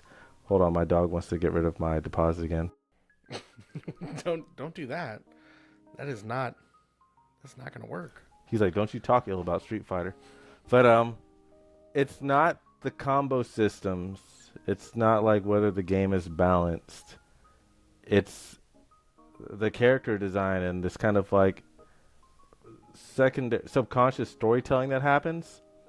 Like you see these characters, you identify as them, and you start creating like your own like before there were actual stories, you would create your own stories to them. And I would argue like, no, that's why Street Fighter was so popular. Like you had all these different countries and people were represented. Everybody could find somebody that like, oh yeah, I'm from Thailand, or I'm from Japan, or I know friends from so and so, and then you're like, oh, I could be like this guy. Strongest woman in the world, finally someone who speaks like to me. Like there are all these different things, and the designs were just so interesting and compelling, and you had the music. Like again, it's kind of world building, kind of the same way how like almost BioShock was probably gonna have to work out. And it's the same thing. Like everyone loves Marvel vs. Capcom too, but how many people actually like play it like to try to do infinite combos and stuff like that? Same, two of the best-selling fighting games. Smash Bros, Mortal Kombat. Both known like to not have the best like esports scene and competitive scene, but it's that so many people get so engrossed with the characters and the worlds. Like who doesn't like Nintendo's characters? Like when you put RoboCop and John Cena in the games, like, oh dang, I want to go check this out. And so, like, again, it comes back to like, what story can you tell? Can you connect with somebody? And when you take those things to different mediums, like even though I freaking hated that Street Fighter cartoon, so many people watch that crap. Same thing, Mortal Kombat movies. Like the new Mortal Kombat movie, I still argue with people. Like, nah, I wish that was a good movie. And I'm like, who the hell is this new character? Whatever. But again, it's world building and it's connecting with people. Is it true to the game? Hardly. But it gives people something from the game's experience. It kind of connects with the core parts of like, okay, these cool characters, people you can identify with. Those are like the beats that you need to find to really give people something. But then, yeah, every now and then you get one of those like once in a lifetime games. Same thing with a great movie or a great book. They're so seldom to find one at that level where it's like, that's going to give you a Would You Kindly. That's going to give you Psycho Mantis controlling a second controller. Like there's such unique experiences that you can't find in the other medium. And you simply have to tell those people, like, you know what? I know you love it, but you're missing out. And I get that you're never going to get it. Like, that's okay. That's just where our paths are going to diverge. Another great example of that as well, when you talk about world building, and this is a game that I have very seldom played. I played a little bit of the sequel for a little bit, but I got very into the lore of Overwatch. For the first game, those characters were so interesting, and learning about what they were doing together and what they were fighting about. And then in the second game, they got rid of all that. They got rid of all the lore, and then they focused just on the gameplay and the battle pass and all that crap. And now, look where Overwatch is now. So I only started getting pulled back into it when they started releasing. I was like, oh, dang, they got Transformers in this now? I was like, what? Hero Academia's in this? Eric, yeah, I was going to say, you can go in and play the game again, and you can get the My Hero skin, so to go in your Deku pajamas. Those things are fucking hideous. Yeah, no. They're not good. They're not They're good. so I think, ugly. who is it? There's an All Might one, there's a Deku one, and what's the last one? Is it Uraraka? It's not good. They're all dumb. They're all bad. Other thing But is... you're right. Yeah. Those Pixar-style clips that they used to have with Overwatch, super high everybody quality. adored it. Super interesting. I'll go back and watch them now, just for the hell of it. Sometimes when I get a little bored, I'm like, man, they really had something here, and they messed it up. So, and Eric, one more thing, maybe before we go into our games here, I wanted to do this with you guys. Let's cast Andrew Ryan. Who do you guys think would be a good on-screen Andrew Ryan? I have a list of names here. The first one is Ralph Fiennes. What do you think about Ralph Fiennes? Pretty cunning. Too predictable. But, yeah. Okay. I feel like that's an obvious one. He's always the bad guy. Gary Oldman.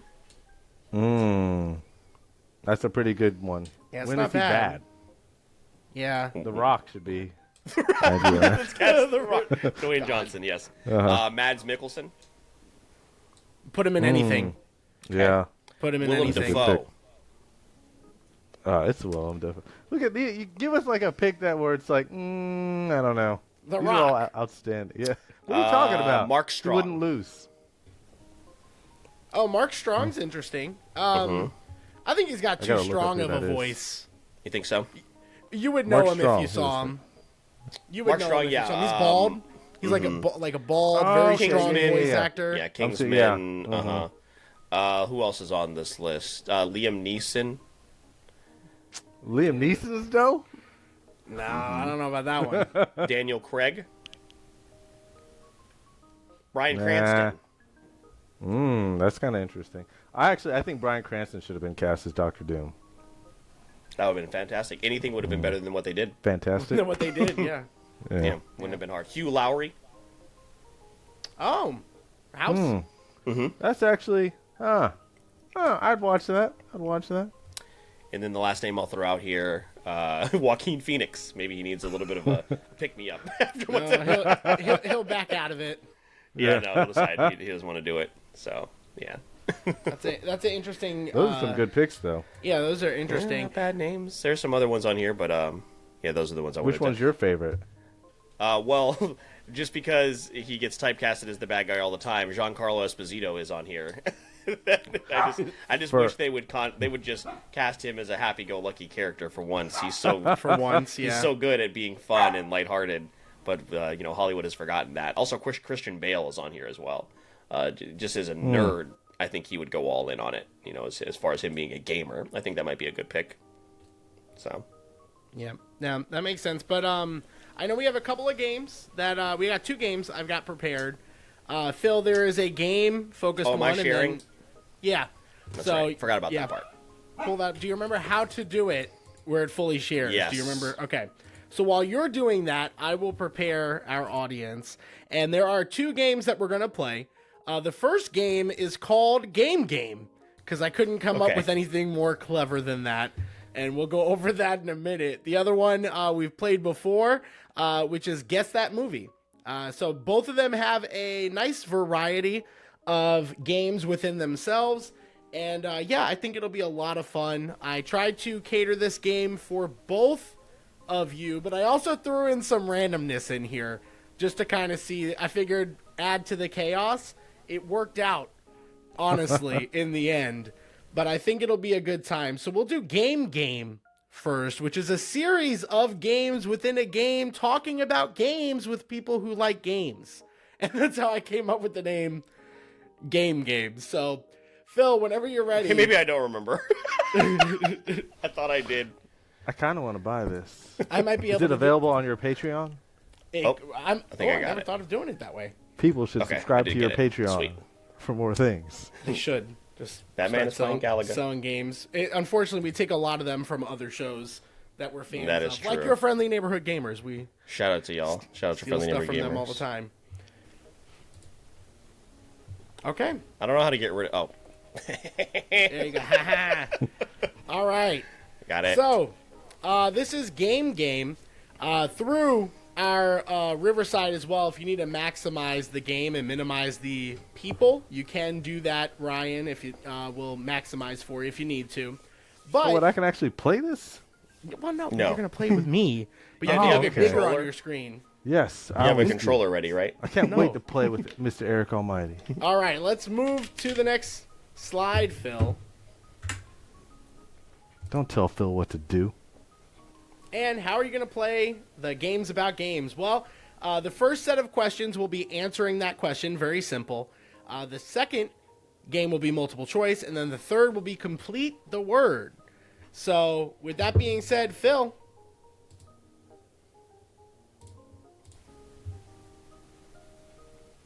Ryan, are Yes, you ready? I'm ready. That's great. Let's go. All right. So, we're going to start off, and honestly, this first one, you could just shout out the answer if you know it. What Nintendo game is the highest rated game on Metacritic with a 99 Metascore? Mario 64. Legend of Zelda? Okay, so Gotta be Phil, a Zelda or... Phil, you said Mario 64. Ryan, Yeah. can you also name a specific Zelda game? Oh, shit. Link. Oh man, people are going to say Ocarina of Time. I'll say Link to the Past. All right, Phil. Neither of you got it. It is Oh, Ocarina of Time. Dang it! Should have gone with 22 wrong. critic Should've gone with your reviews, gut. which I thought was interesting. This is the highest rated game on Metacritic, I found out. The second one was Soul Calibur on the Dreamcast. Nope. Thought that was an No. interesting. That's on an the amazing game. Dreamcast. Yeah, Which Soul That Calibur? The intro first was. one? I believe so. All right, next did, question. Who did GameCube get for their Soul Calibur? It was Link, right? They got Link. Yeah. Mhm. What were they? It was yeah. Spawn and Kratos or something like Yeah. that for. Yeah, that sounds right. Next All question. right. Our next question, again, shout it if you know it. What is the name of the organization that began developing biological weaponry for militaries across the world as a part of a worldwide conspiracy Umbrella. to accumulate... Can you give me the GAAM. full name? The Phil. Umbrella Corporation. Yes. Yeah. You say The GAAM. answer... the answer You're not is supposed the to reveal Umbrella the actual Corporation. that you guys do. All right. Wait, so- are we supposed to be taking turns, or are we just supposed to yell? No, Sorry. No, just you yell it said out. just yell. Okay, sweet. I like yelling. All right. And then, Phil, our last question on this first round. What is the name of the popular first-person shooter based off a movie from 1995 where up to 4 players compete in several deathmatch scenarios via split screen? GoldenEye.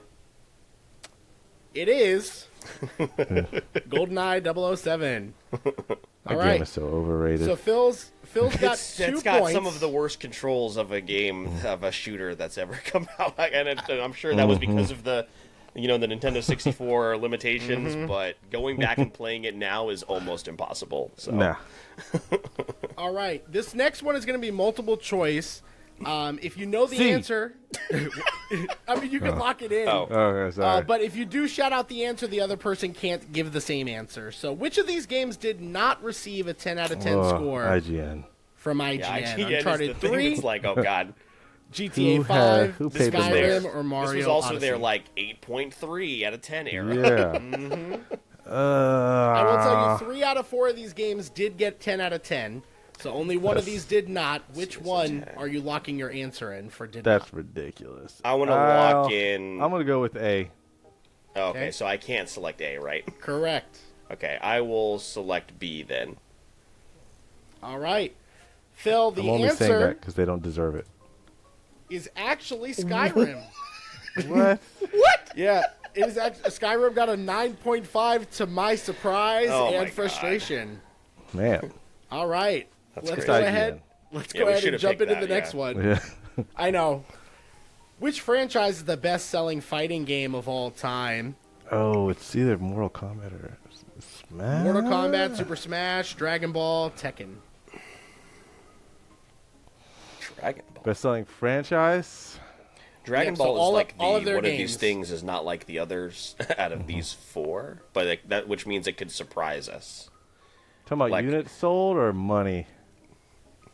Money. Money for all of their games under that franchise. I will tell you these are the top 4. Mortal Kombat. I'll All right, lock so in. Ryan's It's locking that, it it's in. that or Smash. I'm Take gonna- Smash, Phil. Counterpick. All right, I'll take Smash. All right, Phil, the answer is Mortal Kombat. So Ryan with a point. We'll say 2 points for the round 2. Sure. Yeah, there we go. Ryan's got 2 points. We're tied. All right. Mortal Kombat making that money. Yeah. All right, last question in this round. Which of these franchises has the most games? Call of Duty, Oh, you- Final Fantasy, Castlevania, Mega Man. I should have worn my Mega Man hat. I had it and everything. Oh man, because you got to think of like there's like a PlayStation Vita Call of Duty and the PlayStation, whatever that other, the PSP version. Did all the spin-offs count? Like Yeah, Final you counted. Fantasy Tactics and all that kinds of stuff? I believe so. Yeah. You got the last one right, Ryan. You can lock in first. I'm gonna, let's see, what year is it? 2024? I'm gonna go with Call of Duty. I'm gonna go Ryan's Final logging in? Fantasy. Okay. Phil? The answer here is actually Mega Man. Yes, because it's always Mega Man. But you didn't even vote for Mega Man, Ryan. I Come did- on. Yeah, why did you pick Mega Man? I'm curious to know what this is defined as. Most games. Yeah, they listed Mega Man with over Probably 100. NT and all that kinds of stuff, and the soccer. Okay, yeah. Yeah, they said over 100 Mega Man games. The next closest one on this list was Final Fantasy with 75 plus. 75. God. Yeah. That's crazy.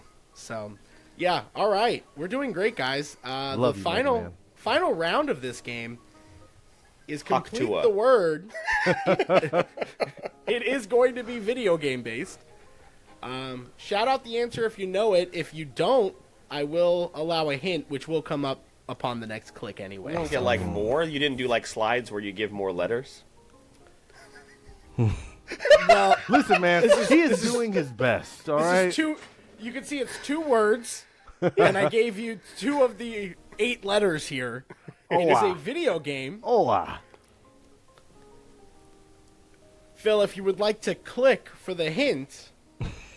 Oh, click. Let's get a hint Click in once. there. Yep. Rhythm. It's not Parappa the Rapper. It's not just dance. Rock band. Damn it. Phil, it is. Rock band. How many Very times do I have to good. click? Just once? Just once. Okay.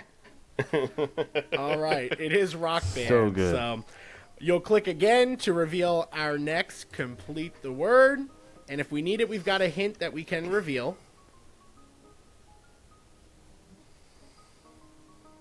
The Rapists? What? No, Ryan. Oh. Where did we you get? established I couldn't read earlier. so- No, I understand, but like, where'd you get that? What game is that? Also, what games are you playing? Where are you ordering that from? Colonel Mustard? No. Reese's Pieces. Yeah. All right, Phil, if you'd like to click once for the hint, it seems like this is the one we're struggling with. Oh, something is something. the hint Something is as- fight. That's 3 words, right? That is a space to the IS. That is 3 Oh. words. Okay, I was looking at this wrong. Fight. God, I feel so inadequate right now. Fight? I don't know. It could be like a Dragon Ball game that I have no idea. I don't know any of the names of those games. I will say this game has come up on this episode. Of course it did.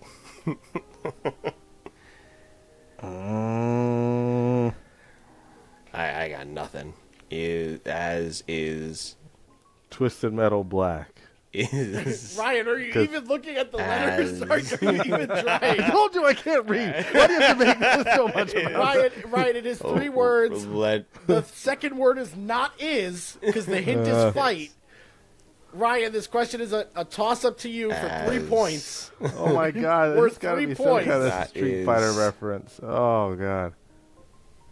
All right, Sounds are you both throwing in the towel? Or I wish I just had another letter.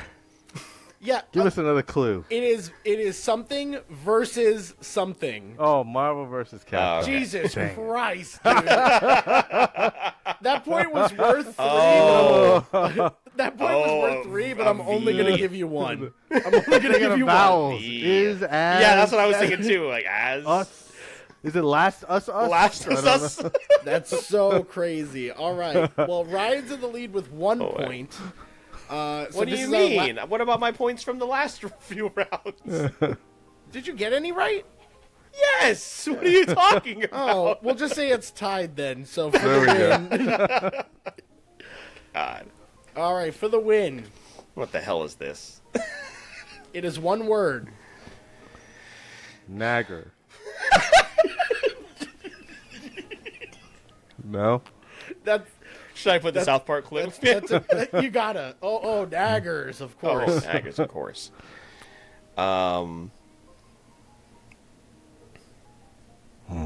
Got nothing here. Okay. Yeah, I can tell this isn't the game for you guys. I learned. No. Feedback received. Phil, reveal the hint. Explore. Uncharted. It is Uncharted. Really good. Very good job. Awesome. Awesome job, guys. Phil won. Whoa. That one. But I Ryan, don't you did great. feel good about it, but I thought I it did was it. Oregon Trail. I was quickly wrong. I just don't understand. Oh, wait. All right. Let me Phil, if stop. you want to switch over to guess that movie, Okay. this will be really interesting. The game's gonna work the same way. You're just gonna shout out the answer if you know it, and it'll work in a similar fashion. So this game will have 3 different breakdowns of how it is played, and that'll be our last game for this episode. Guess the movie. So on our next Is this how slide, y'all do your live trivia stuff? yeah, when we pretty go to good. the conventions. Yeah. Yeah, this is awesome. Shout out to Canva, man. Canva Pro is the best investment. we've ever made. Phil, if you want to go to the next slide. Is that Paul Rubin in the background? Okay. I don't know. I didn't. Round 1 is going to be guessing a film using only an image from a movie. Round 2, you'll see the question and choose the right movie through multiple choice answers. And round 3, you'll guess each film using only a small clip, visual only, from the movie. So let's jump into it. This is going to be probably the most diverse one. I don't know how this is going to go. Short circuit. No. Oh. Are you ready, Ryan? Yes. Yeah. I'll always sure. ask. I guess. Yeah, that's fine. All right, let's jump into round 1. Can you make the Netflix sound first? There we go. Ooh, now I'm into this. All right, let's go. start round 1. Time to watch Seinfeld again. What movie is this scene from? Goonies. The answer is Oh. Goonies. Very good. I was joking. But I'm glad it worked out. I literally did that for Did you. you reverse the image? I Or did. this- I One did. Eye Willie. Yeah, to make if I need to make it harder, or I can, I'll typically reverse the image if I need to. The next film, what movie is this scene Short from? circuit. One of the Teenage Mutant Ninja Turtles. Yeah, I don't know which one. Teenage Mutant Ninja Turtles. Yes, I will take Okay. that. It is the 1990 Teenage Is Mutant this the Ninja 2023 one? The animated one? Turtles. You know it's not. Yeah. All right. And AI our can do final some movie crazy of things round now. 1. Oh my god, of course Transformers the movie. It is Oh, Transformers. it's just called Transformers the movie? the movie. Yeah. Transformers So- 1. No, I knew you were going to say that. And yeah, this was from the 1986 Transformers. Listen, The I still Transformers cried the during movie. this movie. I haven't So- seen any of those 3 movies. Yeah, no, Phil, this might be the one that was rigged. So, Yeah. three, Shit. 3 points for Ryan. We're now going to round Yeah, how 2. old are y'all? Not that old. All of Yeah, those movies. I was born all in of those '79. movies, These are yeah, all of those movies came out before I was born. Yeah, I feel like I had an unfair advantage there. That's okay. That's okay. Round 2, the points are doubled, I think. Who Phil, do you think you did the game? I forgot the points last game, so. That's true. All right. Shout out the answer if you know it to lock in that answer. It'll be just like the last one. C, Prince of Persia. Yep. So Ryan's got it. Which of these video game movies star Jake Gyllenhaal? The answer is C. Ha, I don't have a life. In your face, Phil. There we I go. knew that. All right. You just locked it in first. All right, our next question. Which of these video game movie sequels has the highest Rotten Tomato score? B. Okay. Phil's locking in B. Yeah, I'm going with the same. Well, you can't because he locked it in. Listen, no one tells me how to live my life, Eric. Okay. No, we can I'll go both- with D. Okay. You go with D. All right. The answer actually is Oh, shit. The A. fucking Angry Birds. God, Look that at these. Birds. Nah, C. God, Two. those movies are terrible. next By a- it'll be a Fortnite movie. By a What is lot. it? Actually, no, it won't. These movies, I believe, are also ranked in the order of their rating. So, Pokemon the movie, the lowest scoring one out of What? these 4. It's the Sonic the Hedgehog 2 is good, but you can argue the Pokemon 2000 is the best one on here. I know. Third question. So, Ryan, Lugia was just you're like, I'm still, gonna fuck up all these birds. Ryan's still very much in the lead. You don't have to say very much. What is the highest grossing film I appreciate series it. franchises based on video games? Pokemon. Okay, Oh, Ryan's I don't locking in know. Pokemon. Oh. Are you locking it in or taking it back? Yeah, I'm locking it. I'm Okay. locking it. Based on video games. Oh yeah, Mario. All right. Let's click and reveal the answer. Ryan, you're adding to Jesus. your total. Pokemon is the highest grossest film series franchises based on video games. That's not. Wait. I misunderstood this question. What is the highest grossing film series franchise based on video games? Oh. Yeah, so okay. collectively it I is spend Pokemon. a lot of time watching kids doing stuff. Okay, Yeah. well, let's not say that. Let's do that. What? If you'd That's like to okay. clarify. That's okay. Ryan, you're in the lead with like 7 points, I believe. I don't understand this problem, Phil. Yeah, I Round think that's 3. the issue. Round 3 is next, and a 10-second clip will play. So, Phil, Can we answer at any time still? at any time, you shout it out. These are worth 3 I don't points think I'm apiece. going to last 10 seconds here, Eric. What movie That's is Dragon this Ball scene movie from? Evolution. Oh my god, I don't fucking know what this is. This is fucking horseshit. This movie is horrible. That is crazy to get it that fast. Phil, the Yep. answer is the terrible Dragon Ball Evolution, live-action Dragon Ball movie. Ryan, how did you get that so fast? I don't A lot know. of sad days. I was single for a long time, Eric. Let me tell you. All right, well, Ryan is Christ. in the lead with 11 points. Yeah, let's just dominate here. So, Phil, the next movie, Whatever. what is this movie scene from? I thought it was that too at first. I'm like, is it Troy? Yeah. Or is it? Is it Gladiator? Phil, the answer is Gladiator. Yes. There you go. Look at that. Yeah, I was On the looking for board. Troy. I was looking for Brad Pitt dragging Same. the guy behind the the chariot. Yeah, I tried really hard not to put Russell Crowe in here at all. So this is Gladiators. All right. Big Well, Philly no, style. On the board. no shutout. But This we can one's still. worth 9. Yeah, let's go. Honestly, I'll tell you this, Phil. If you get this next one, I'll let you tie it. I'll let you tie go. it. I don't have a Doesn't- tiebreaker, but I'll let you doesn't tie it bode well. for. All right. So let's show the next one. This is the hardest one of the 3.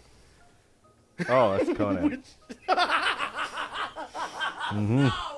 Yep. There's no shot in 3 seconds. You got it. What the fuck is this? Phil revealed the answer. What the It fuck is this is? You should have known that one, Phil. That guy's Asian. Conan the Barbarian. Why would I know this? I don't know. I can't see his eyes. How am I supposed to know he's Asian? You should see his soul. Ryan, I really felt like I did cater that to you, but I didn't know Yeah. how well until You we started felt playing like it catered to him? I was like, I have a feeling that I might have, but like to get You have the Conan concepts of a feeling? Is that what you to get Conan in 2 seconds is crazy. I grew up in the 80s with a lot of time on my hands. Wow. Oh, that was unfortunate. Yep. Now y'all know what sadness looks like. Oof. Right here. I don't think I've seen any of those movies except for Gladiator. No, I know, and you almost didn't get Gladiator. You almost said Troy. It was rigged, Phil. Oof. It's That always was- rigged. He sent me the answers before To this be fair, podcast that even first started. game really He worked wouldn't have for had you, to. Phil. That doesn't help the evidence against me that these games are rigged. Ryan, that concludes our very fun episode here. A couple games to wrap it up, but we definitely want to let our audience know everything you've got going on. This is the maybe next 10 minutes. Weesh. You've got to run down through all your social media, all the events that are coming up, everything you want to plug that we are going to have in the show notes. This is your chance to say that all out loud. So me and Phil are going to go get some dinner or something, and we'll be Sweet, back yeah. in a little bit. So if you just want to let us know Get what some you steak got. and shake. Yeah, I mean, just let us know what you got going on. We'll be here all night. I'm going to focus only on 2 things. Jax Creators, that's every 3rd Wednesday of the month. Usually it jumps around between a loft or sandbar or whatever random place. I only mentioned that one for, I think, your audience. If anybody's in Jacksonville and has some modicum of creativity and you're trying to figure out how to get it out of you, whether you want to make a podcast, a live stream, want to write a book, do photography, draw. It's a great environment for you. There's other people just looking to create stuff there too. Nice, short and sweet. Just at Jax Creators on everything. There's a dinosaur on it. I like the dinosaur from Beach Boulevard. Simple as that. There's no deeper meaning. And I like sunglasses, so I put sunglasses on that bitch. That's simple. And obviously the Holiday Nerd Market. You can find us at Holiday Nerd Market. That'll be at the end of November. It's small business weekend, so right after Thanksgiving. If you're in Jacksonville and you just want to check out other nerdy stuff, it's fun, it's free. You can get through it in about like an hour, hour and a half. Most people just go through, they check out some cool stuff. They get some food because there's different food vendors there. Grab a drink or two. If you have kids, like they let them draw. And it's very much a feel-good moment. If you feel like it, you can bring like a can of food or bring a toy for like a special needs kid. We'll have all the information up at holidaynerdmarket.com, or you can find us at Instagram at holidaynerdmarket. Tickets are going to go up. They're still tickets, but they're free. They'll probably go out next week. Again, I just expect if you're in Jacksonville and you're looking for something to do that weekend, like just check it out. It won't cost you anything. You'll have a good time. Worst things worst, you're like, hung out with a bunch of nerds. Well, at least I didn't pay for that thing. I left in 30 minutes. You know, look at that. That's how you know I'm the best salesperson ever. Let me tell you about how you might make fun of my event and the people at it. That's how you get people to show up, boys. I hope you've learned something today. Looking for a group of people to bully? Yeah. Like, come on down to 30th check out December 1st. GAAM. Yeah. You got 2 days of bullying to get in at the A-Loft, because I don't know if I should pronounce it a loft or A-Loft. I'll use both. Come on down, park someplace, get some food, buy some stuff. Seriously, it'll be fun. It'll be a fun experience. We're working on some really cool different things this year. I'm trying to finalize some stuff so people can kind of do scavenger hunts as they look for Pokemon like around the place. The Nerd Village, I think, is really good. I think the Nerd Village is going to become our community's Deck the Chairs. I don't know if any of y'all are familiar with that, but this year, like, we're doing like an Animal Crossing house, a Pokemon house, a Minecraft house, and then a bunch of the sponsors. Y'all can have one too, actually. They're kind of customizing their own house, and then we're putting those throughout the atrium, unless it rains. Then we're going to go somewhere else. But we're literally making a village, stringing the lights, putting the fake snow down, and then attendees show up and they put food or they put toys into these houses to kind of fill the houses. Then we take it to the people that need it. You get chances to win prizes, and it's kind of I think symbolically, it really shows us becoming a village. I think next year or the year after, I'm hoping we're already talking to some people about maybe having it last longer so the actual houses themselves can be up for maybe a couple weeks so people can just walk. Kind of same thing with Deck the Chairs. I think Deck the Chairs is great in representing Jacksonville and the beach community. We need something that represents the nerd and pop culture community. So that'll probably be the last thing I do, and then I'll die because I'm so old now. Can I talk about that for the next few minutes, like my mortality? You We cannot. did learn about that. Yeah. Yeah, just like vast difference. Yeah, dude, like And if you come to the village, as opposed to Deck the Chairs, you don't have to deal with Surfer runoff. So there won't be anybody from Surfer there, hopefully. That's exactly how we're angling this. It's like, do you not want to get into a drunken fight at 1:30 a.m.? Come on down to the Nerd Market. Get a little bit of bullying in, get some food, and then do some good. Don't know how this guy's still in charge of stuff, but somehow he has been for the last decade or so. Cancel him already. I've been canceled quite a few times. It's exciting. It's good stuff. It's fun. This episode will probably be another notch. we couldn't imagine how. I don't know. Like, I legit, quick story, because do I have 3 minutes left? I don't know. I've been watching the clock. But I remember one time we were having a GAAM show, and people literally protested and wrote to the venue. And this is back, I wasn't online as much then. complaining that the guy who runs the GAAM show is one of the leaders of the Ku Klux Klan. And I beg your pardon. I remember, yeah, I remember the venue being like, "Hey, is this like one of your people like playing a joke or something?" And I'm like, "Oh, that's nobody from my team, but I can assure you, I know we've met on several occasions, and I have not been using fake spray tan. I am not the leader of any form of the Ku Klux Klan." And yeah, haven't been canceled for that yet, but I'm sure it's eventually going to happen. KKK does not like me. Let me tell you, we do not get along. None of us. No pure 2024, blood. things might No have pure changed. blood here. Yeah, and it's Wanna also end on that clip. I was gonna say we're end of episode. We'll also continue to punish Surfer for taking Freebird away. So also another reason to come down to a loft or a loft as opposed to deck the chairs. But Poor sweet Freebird, the memories. so That's a great, wonderful place. But no, thank you guys for giving me this opportunity and platform, and for doing it for so many others too. Because I know y'all open your. I think doing this spotlight is great. It helps a lot of people out, and it takes a lot of your time. I don't think people understand. Like, just, it's so weird. As you're going through the game, just in the back of my head, I'm going through, oh my God, they put so much time into the research of this, and then they put the game. Now there's a click through. Oh, and they made the hint. This is. I'm like thinking like all the time that you put into that, and it's y'all still have day jobs. This is not like, hey, they just go do conventions and do a podcast. It's like, Yeah, nah, no, dog. it's no, like we totally get it. Like to be able to do everything that you do as well with all of the things that come with it. Like, trust me, we're envious of you. So that envy goes right back as far as just like, man, we don't know how you do it, and we're already people like tired. y'all make it possible. Yeah, and Like people at home can be in that conversation as well. I did want to mention, all of these free events that you guys put on. I think I was reading on the holiday market site.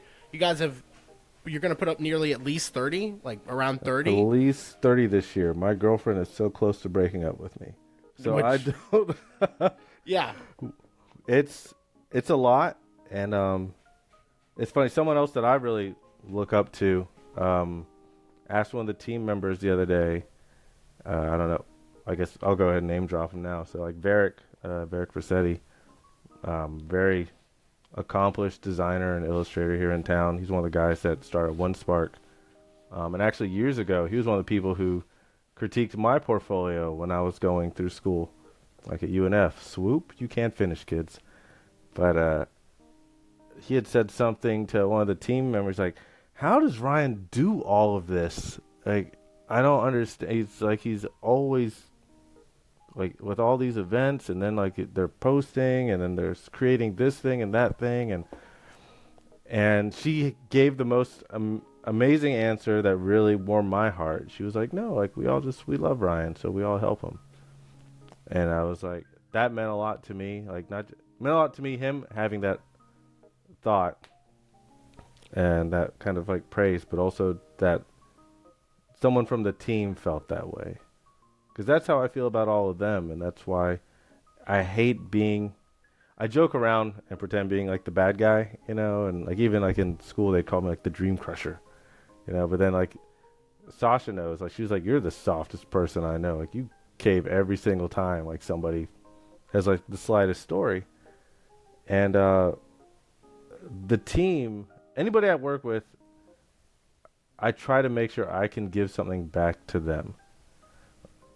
And it's a difficult concept to understand, because I know there are people that I've mentioned like, oh, I know you want to do this thing. And I'm like, I would like to, but I'm not the right person for you right now. Like because I don't have the time to give you, because when I work with you, I want to work with you. I want to help mentor you, or I want to help open doors. I want to give you everything that you need that I could possibly give you.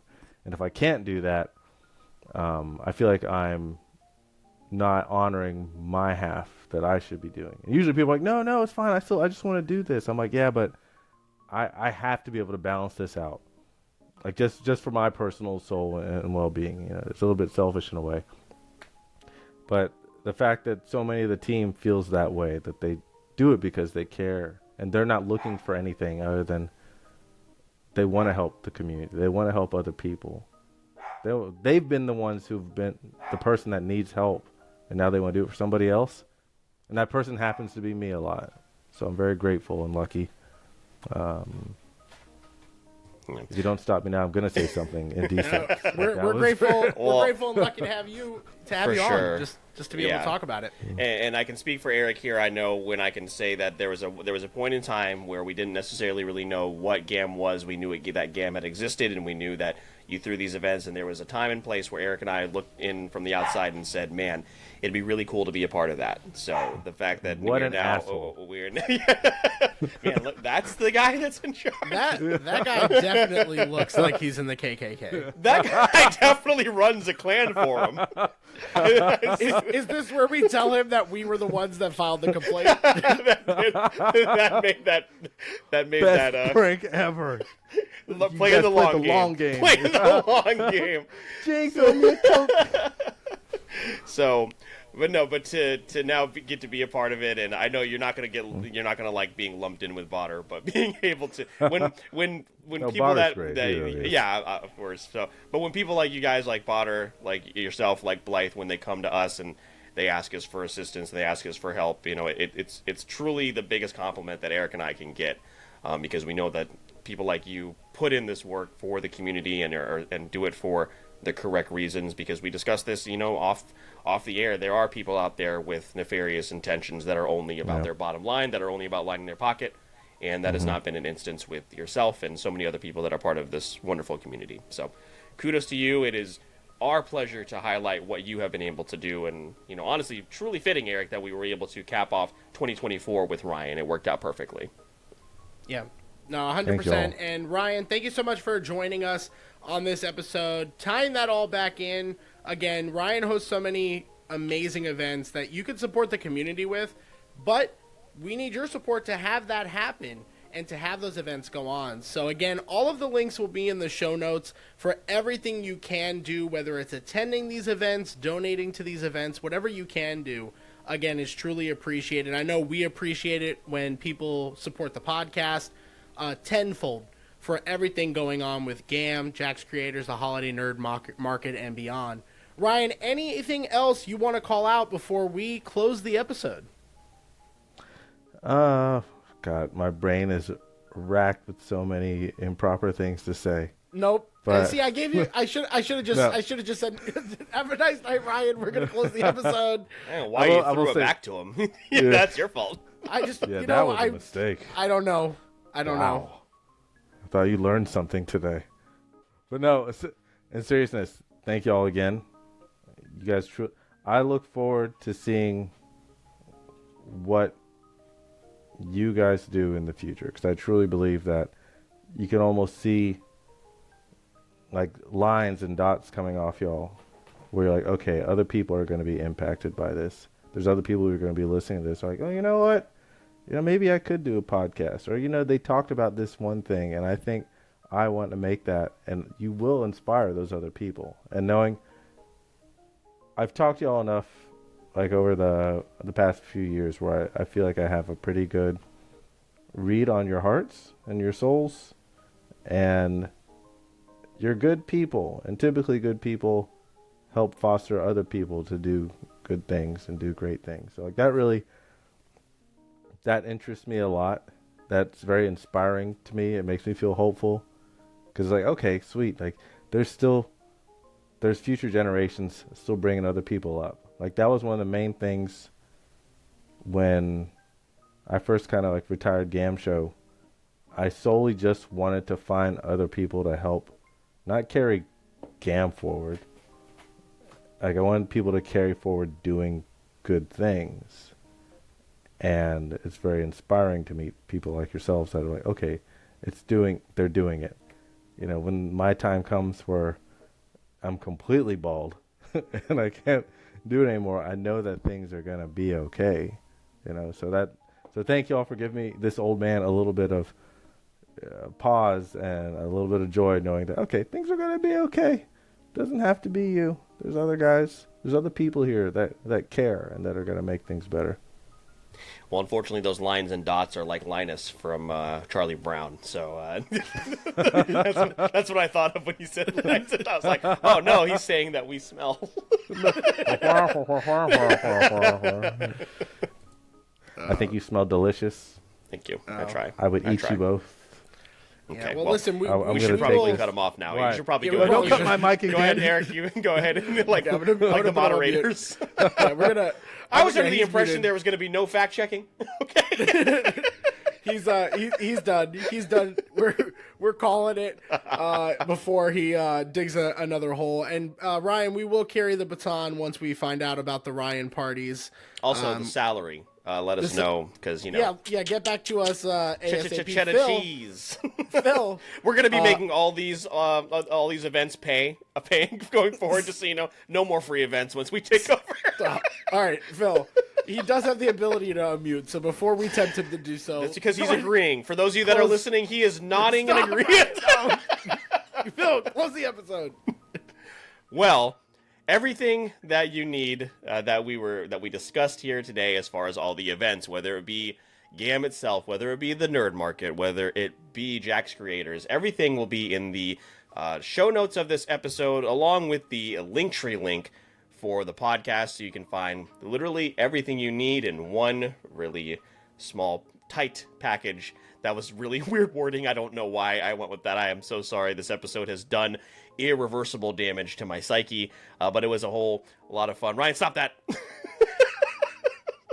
Don't do that.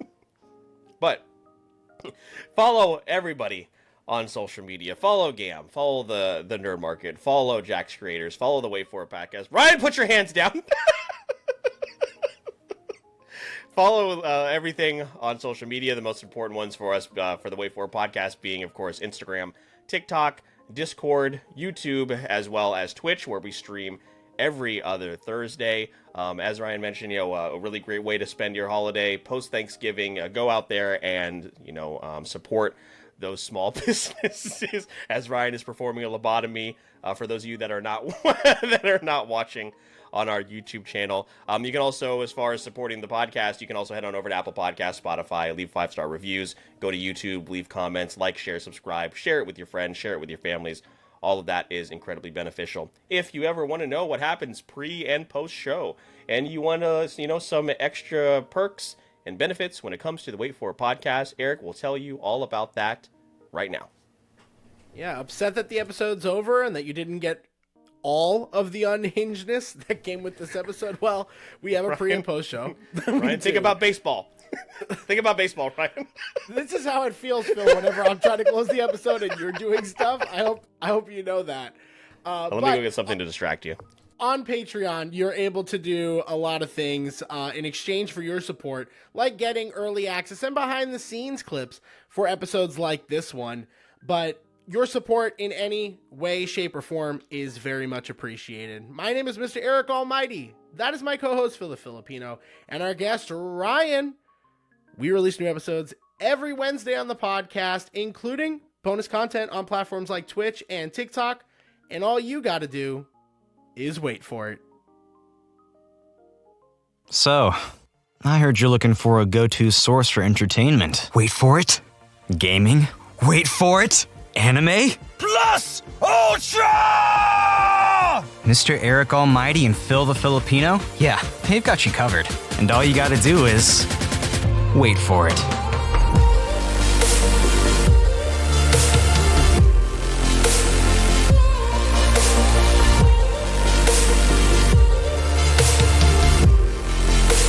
This is the Wait For It podcast.